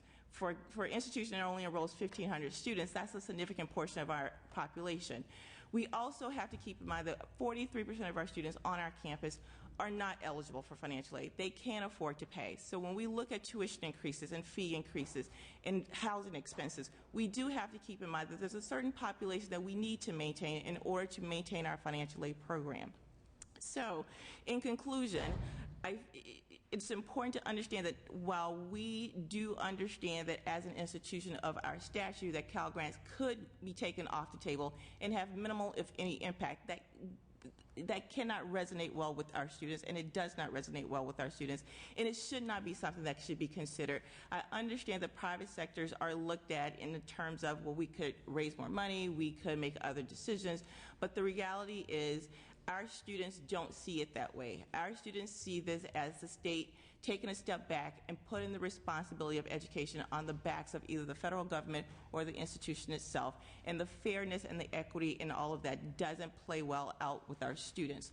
So in conclusion, I would ask that as you proceed in your process, recognize that while there are some of us institutions who are able to absorb whatever loss that may or may not occur with the state grant program, that will not be true of all institutions in the state. Thank you. Thank you very much. And our last speaker, Yvonne Gutierrez Sandoval. Good afternoon. Again, my name is Yvonne Gutierrez Sandoval. I'm the president of the California Association of Student Financial Aid Administrators. We represent approximately 1,000 financial aid professionals and over 500 institutions across all segments. And I'm very proud to say that the perspective that we bring here today is that of dedicated individuals that are serving on the front lines, helping students who actually take it very personal to make sure that students do not have to leave school because of financial reasons. With that said, the main message I want to bring forward to you today is that if students cannot afford to stay in school, the bottom line is they won't. Without sufficient aid, fewer students will be able to attend a California college, and this may lead to an elitist system. The master plan was constructed to support students enrolling in the institution they are best academically suited for, rather than the institution that is most affordable. Moreover, higher education bills taxpayers.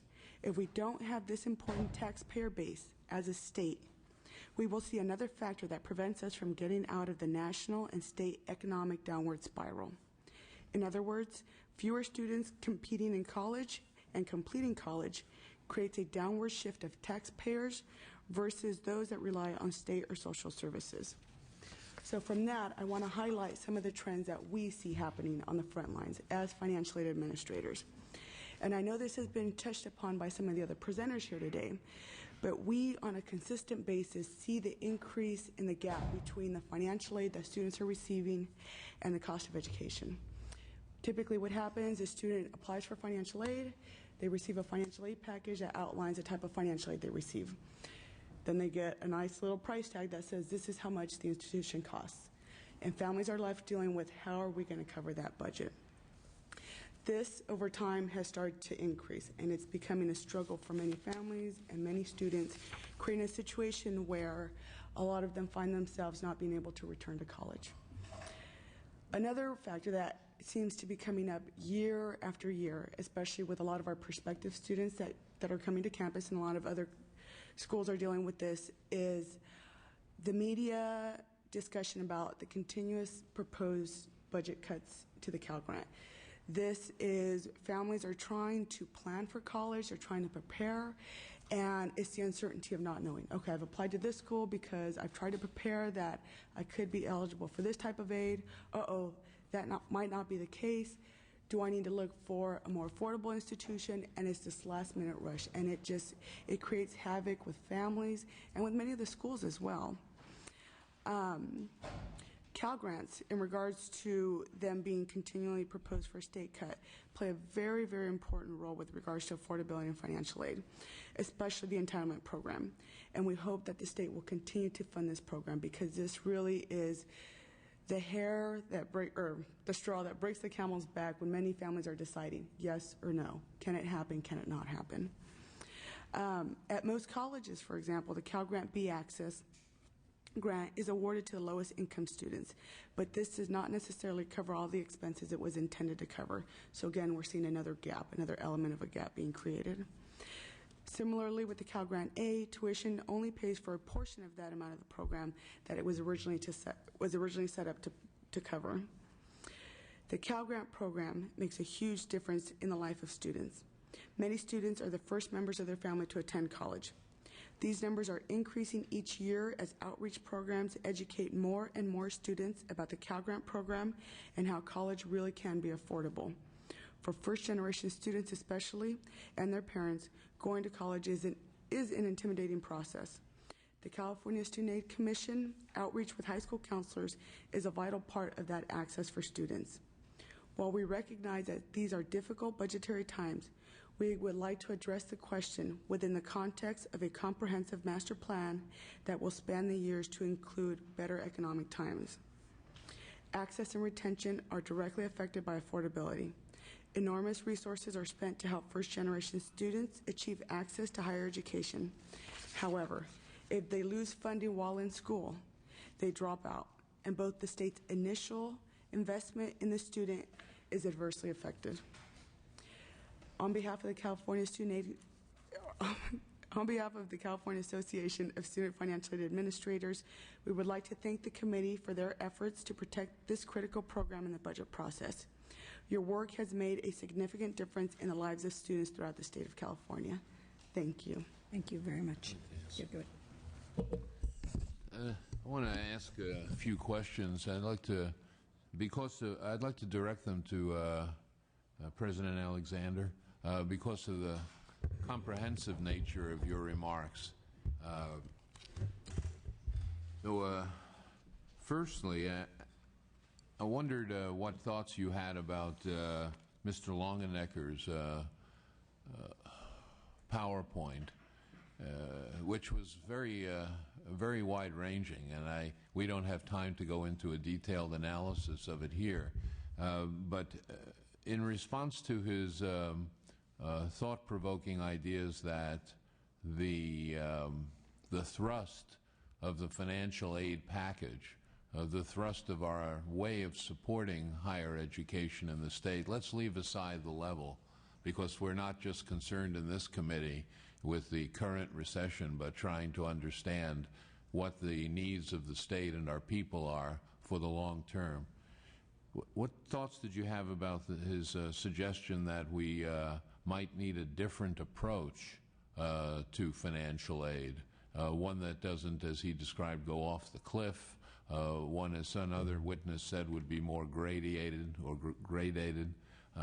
What are your thoughts in regard to that?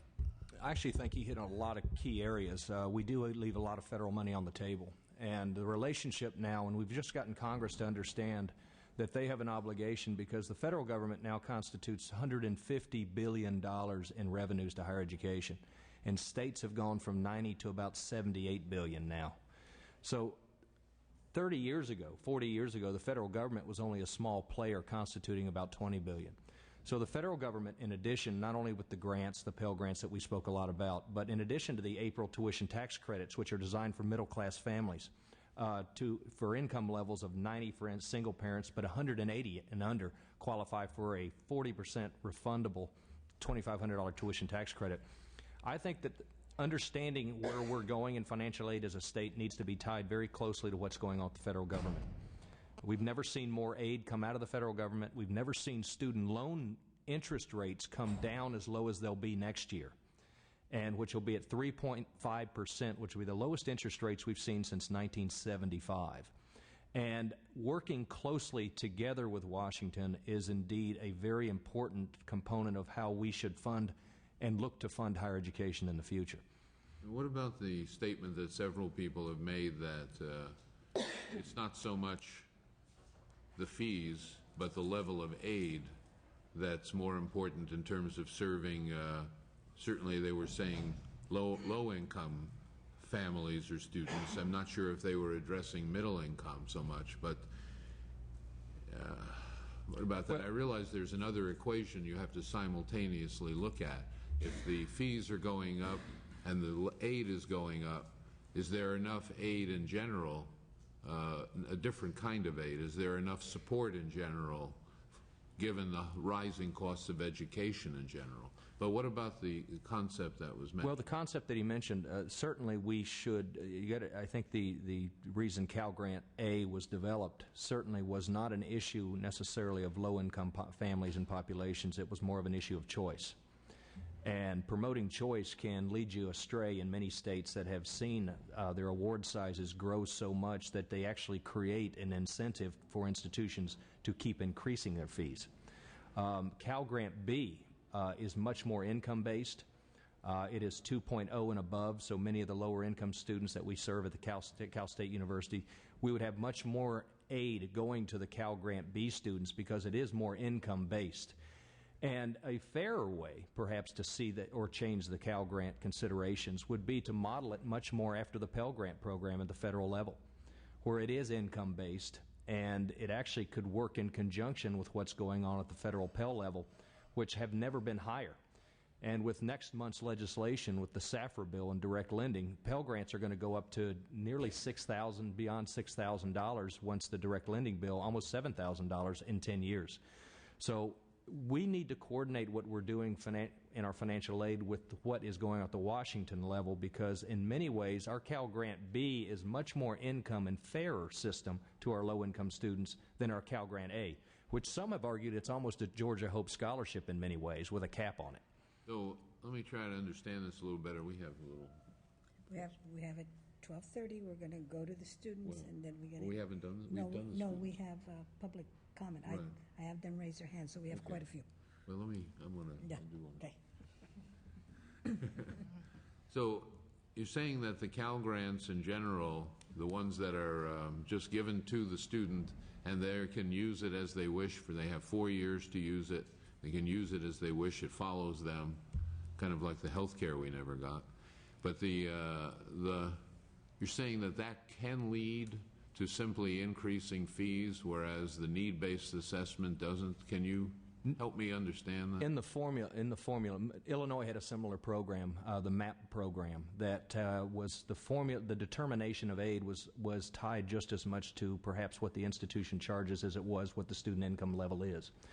And if it were more based and more friendly towards student income levels, I get it, like the Pell Grant and the devaluing on price, it is a much fairer system to those families in the greatest need. That was what Mr. Longenecker alluded to in some of his charts. Exactly. And then I want to touch upon, we're not going to go into it in detail here, but in the coming hearings on accountability and financing, thinking of the Delta Project reports that Jane Wellman has been instrumental in doing, and then a document that I read recently by Mark Schneider from the American Enterprise Institute, in which, despite the range in their political opinions, seem to settle on certain thoughts that are similar. Can you? I'm trying to sum up very quickly the essence of some of their thinking, and to do that, I would say that they seem to talk about the rising costs of education being, or the rising spending of education being in areas other than in the classroom or for the student, in areas of administration, maintenance, counseling, a number of areas that this bears understanding and analysis. Secondly, that the lack of performance standards, so that we don't base our judgments so much on how many people are graduating as much as how many people sit down in the class at the beginning. The lack of certain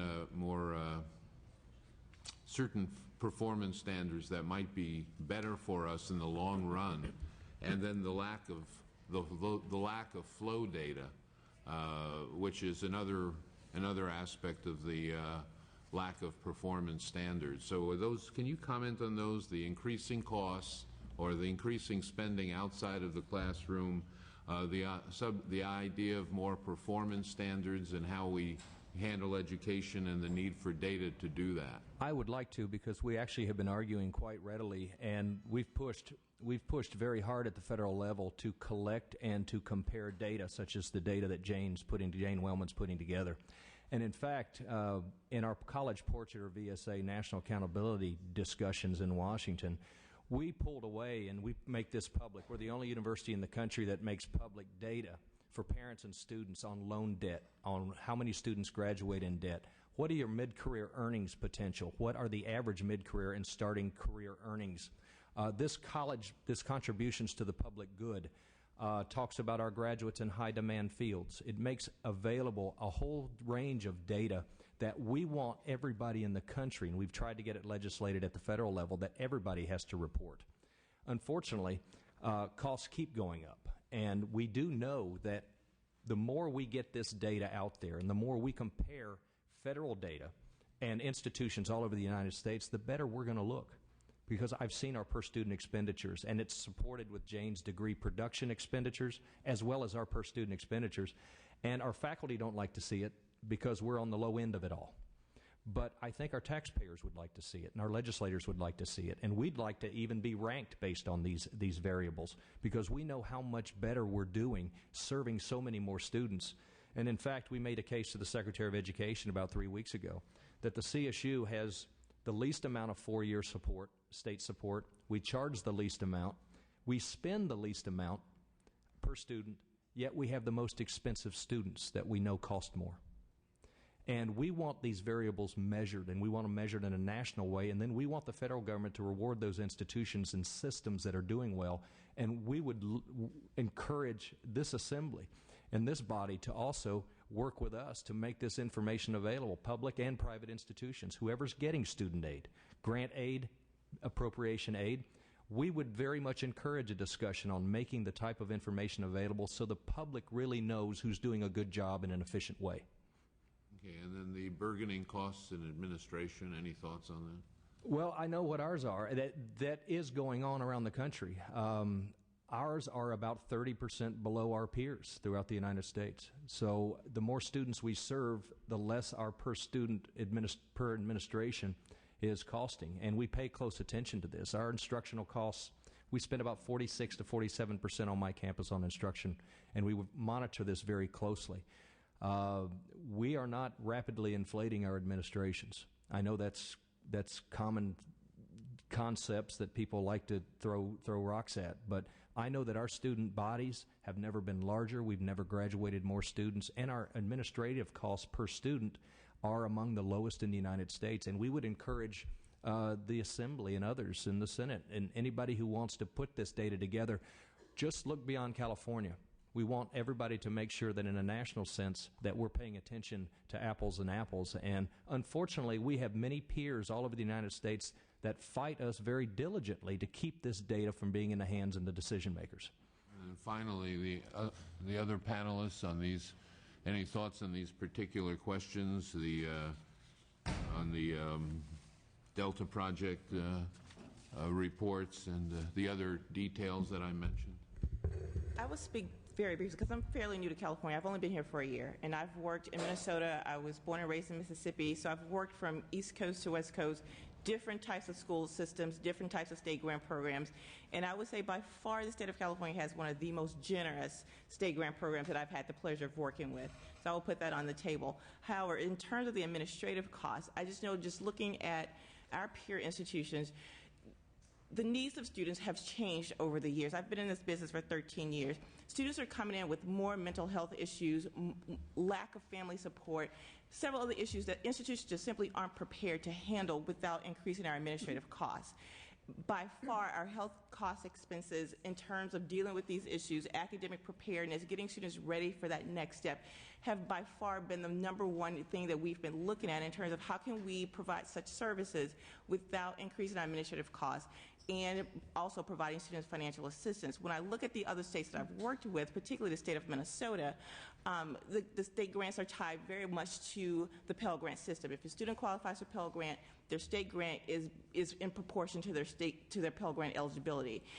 I don't know if that's the way for California to go. As I said, I'm new to the state, but looking at how they manage their state grant appropriations, it would make sense that California may want to consider looking at something like that. But also in terms of institutions, there has to be something between the high school and the college level that help students be better prepared to deal with the reality of being on a college campus. There are some very stark realities when they are put on our campus and there's no family support. And if there is family support, the distance between what the students need and what we're able to provide are just growing far more than we're able to deal with. And I would hope that that is taken into consideration at some point in terms of, yes, there are administrative costs to dealing with the regulations of financial aid and dealing with everything else that's associated with it, but just the students themselves and their needs that we have not in prior years been required to address until now. And at the University of California, I just want to say that much like the CSU, we're very conscious of reducing administrative costs and making sure that direct support to students both in the classroom and outside of the classroom continues, and as well as looking at our accountability and measures of student success. And for community colleges, we do have an accountability report which appears on our Chancellor's Office website under Data Mart, and every community college is asked to submit their accountability report every single year. Thank you very much. And now we have time for public comment. If I could have those people who are going to testify for public comment.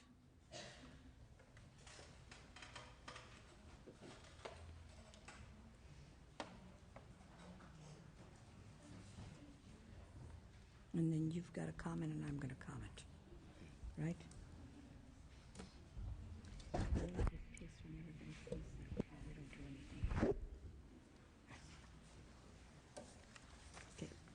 Come forward, please. Come forward. Let's just have them speak at the mics rather than sit down.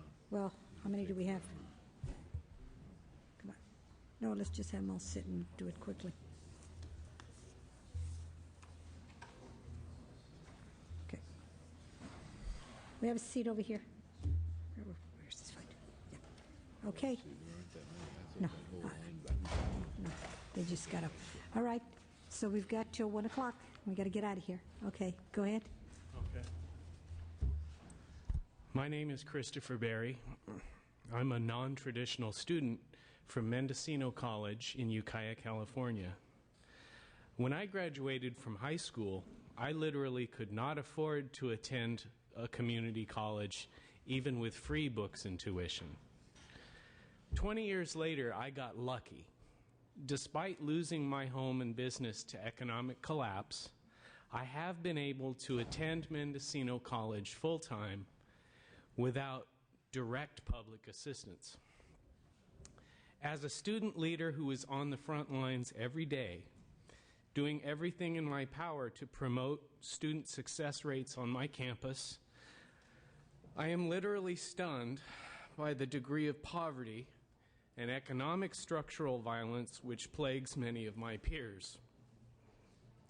These students struggle with the costs of basic needs such as food, housing, public transportation, and health care, books and other school supplies. Clearly, fee waivers and book vouchers are not enough to retain many of these students. Thank you. Thank you very much.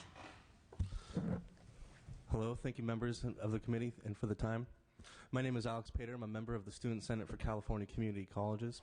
I attend Napa Valley College, American River College, and Sac State. One of the major issues facing our students is accessibility and affordability. Without accessibility and affordability, our students simply cannot succeed. The key to success in the great state of California is education for the long term. Without education, our state cannot prosper. It is really that clear and that simple that education is the key to our success. Many of our students struggle on a daily basis, whether it should be housing, trying to find a way to get to school, how to take care of their families, their children, and their aging parents. Many issues face our students with regard to being able to afford to go. So we need to support our students both in the classroom and outside the classroom. Thank you again for your time. Thank you very much. Good afternoon, Erica Romero with the Hispanic Association of Colleges and Universities. Part of my responsibilities are advocacy on the entire Western Seaboard, and I wanted to talk a little bit about David Longenecker's presentation, particularly since he highlighted Oregon. Every time I do advocacy in one of our other states, I'm extremely grateful that I'm a native Californian. We do have a great financial aid system. And looking at the Oregon system, I urge you that if you look at other states and how they do financial aid in their programs, that you look at their minority populations, because their minority populations are our majority populations. And when I go to Oregon and specifically speak with the community college presidents, they're always flabbergasted that we can't get more Latino students in Oregon to go to college.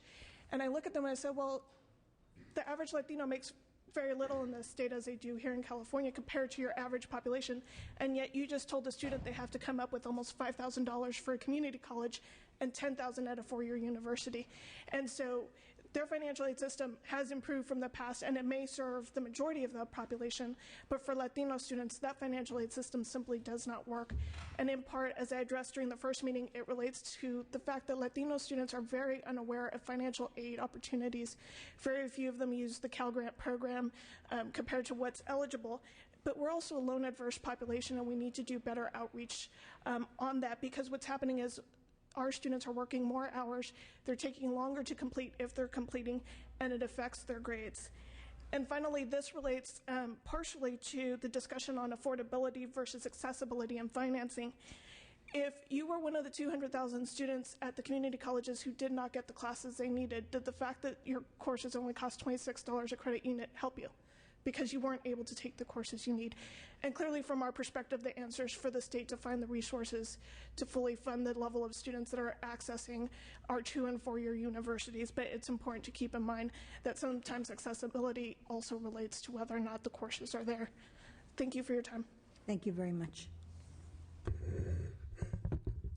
Thank you, Madam Chair. My name is Mario Fernandez. I'm a member of the Student Senate for California Community Colleges as well. I'm sure most of you come from, or at least can remember a time when tuition and most fees were either non-existent or very limited. Yes, I understand, and most of the students even understand that the times have changed, but when fees are raised between 20% and 32% over the course of 1 year, it is certainly not affordable, nor is it accessible for a majority of the students.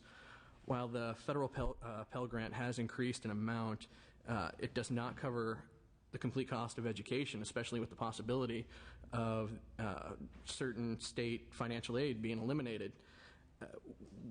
It certainly makes it difficult, increasingly difficult for any person to have a reasonable chance to develop their potential and contribute productively to the state of California. What is needed, what is required is stability, and this would include limiting fee increases to a predictable amount, and I'm sure that was mentioned earlier here today, especially at specific times, although I'm not alone when I say that I would like to see them eliminated or at least drawn back some. But I'm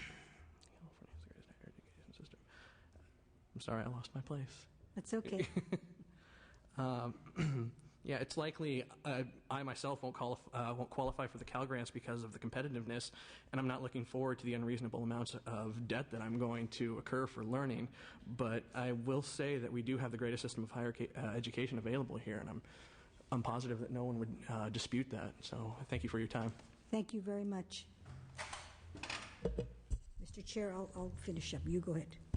Thank you all for participating. It's been another very valuable session. I think you'll agree as we continue our needs-based assessment.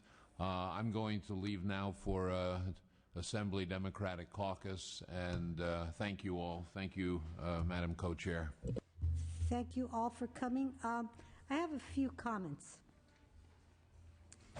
I know my staff is going to get excited because I'm going to speak now about. When the master plan was started back in the 60s, we had a heck of a lot less people. And while this legislature still believes in the philosophy of education, there's nowhere in the master plan that said education is a right. It is that we have access for all students. I think that, as someone mentioned, Mr. Dixon mentioned about the problems that we have in the legislature where somebody wants to vote for taxes and somebody doesn't want to. I'm out there in my community with my constituency, and while they all think that we should cut prisons and spend more on education, nobody wants to let go of prisoners. Nobody wants to see the changes that this legislature has suggested. If I go out there and they say we should spend more on education, But there isn't a person that says, I'm willing to give you more money for education. Now, I think maybe everybody doesn't understand that we have an economic crisis. This legislature has not cut services because it just decided willy-nilly, oh, let's cut students and let's do this and let's do that. We have a whole constituency that we represent. We represent the disabled. We represent students in K through 12. We represent students that go to higher education. So we have to work with a balancing act. How best do we keep our state afloat without decimating everybody that we have to take care of? So I think when you understand that, I think you'll understand that we have done nothing that we have done in this legislature with a plan to hurt students or with a plan to cut education. So with that being said, I thank you all for coming. And come to our next hearing.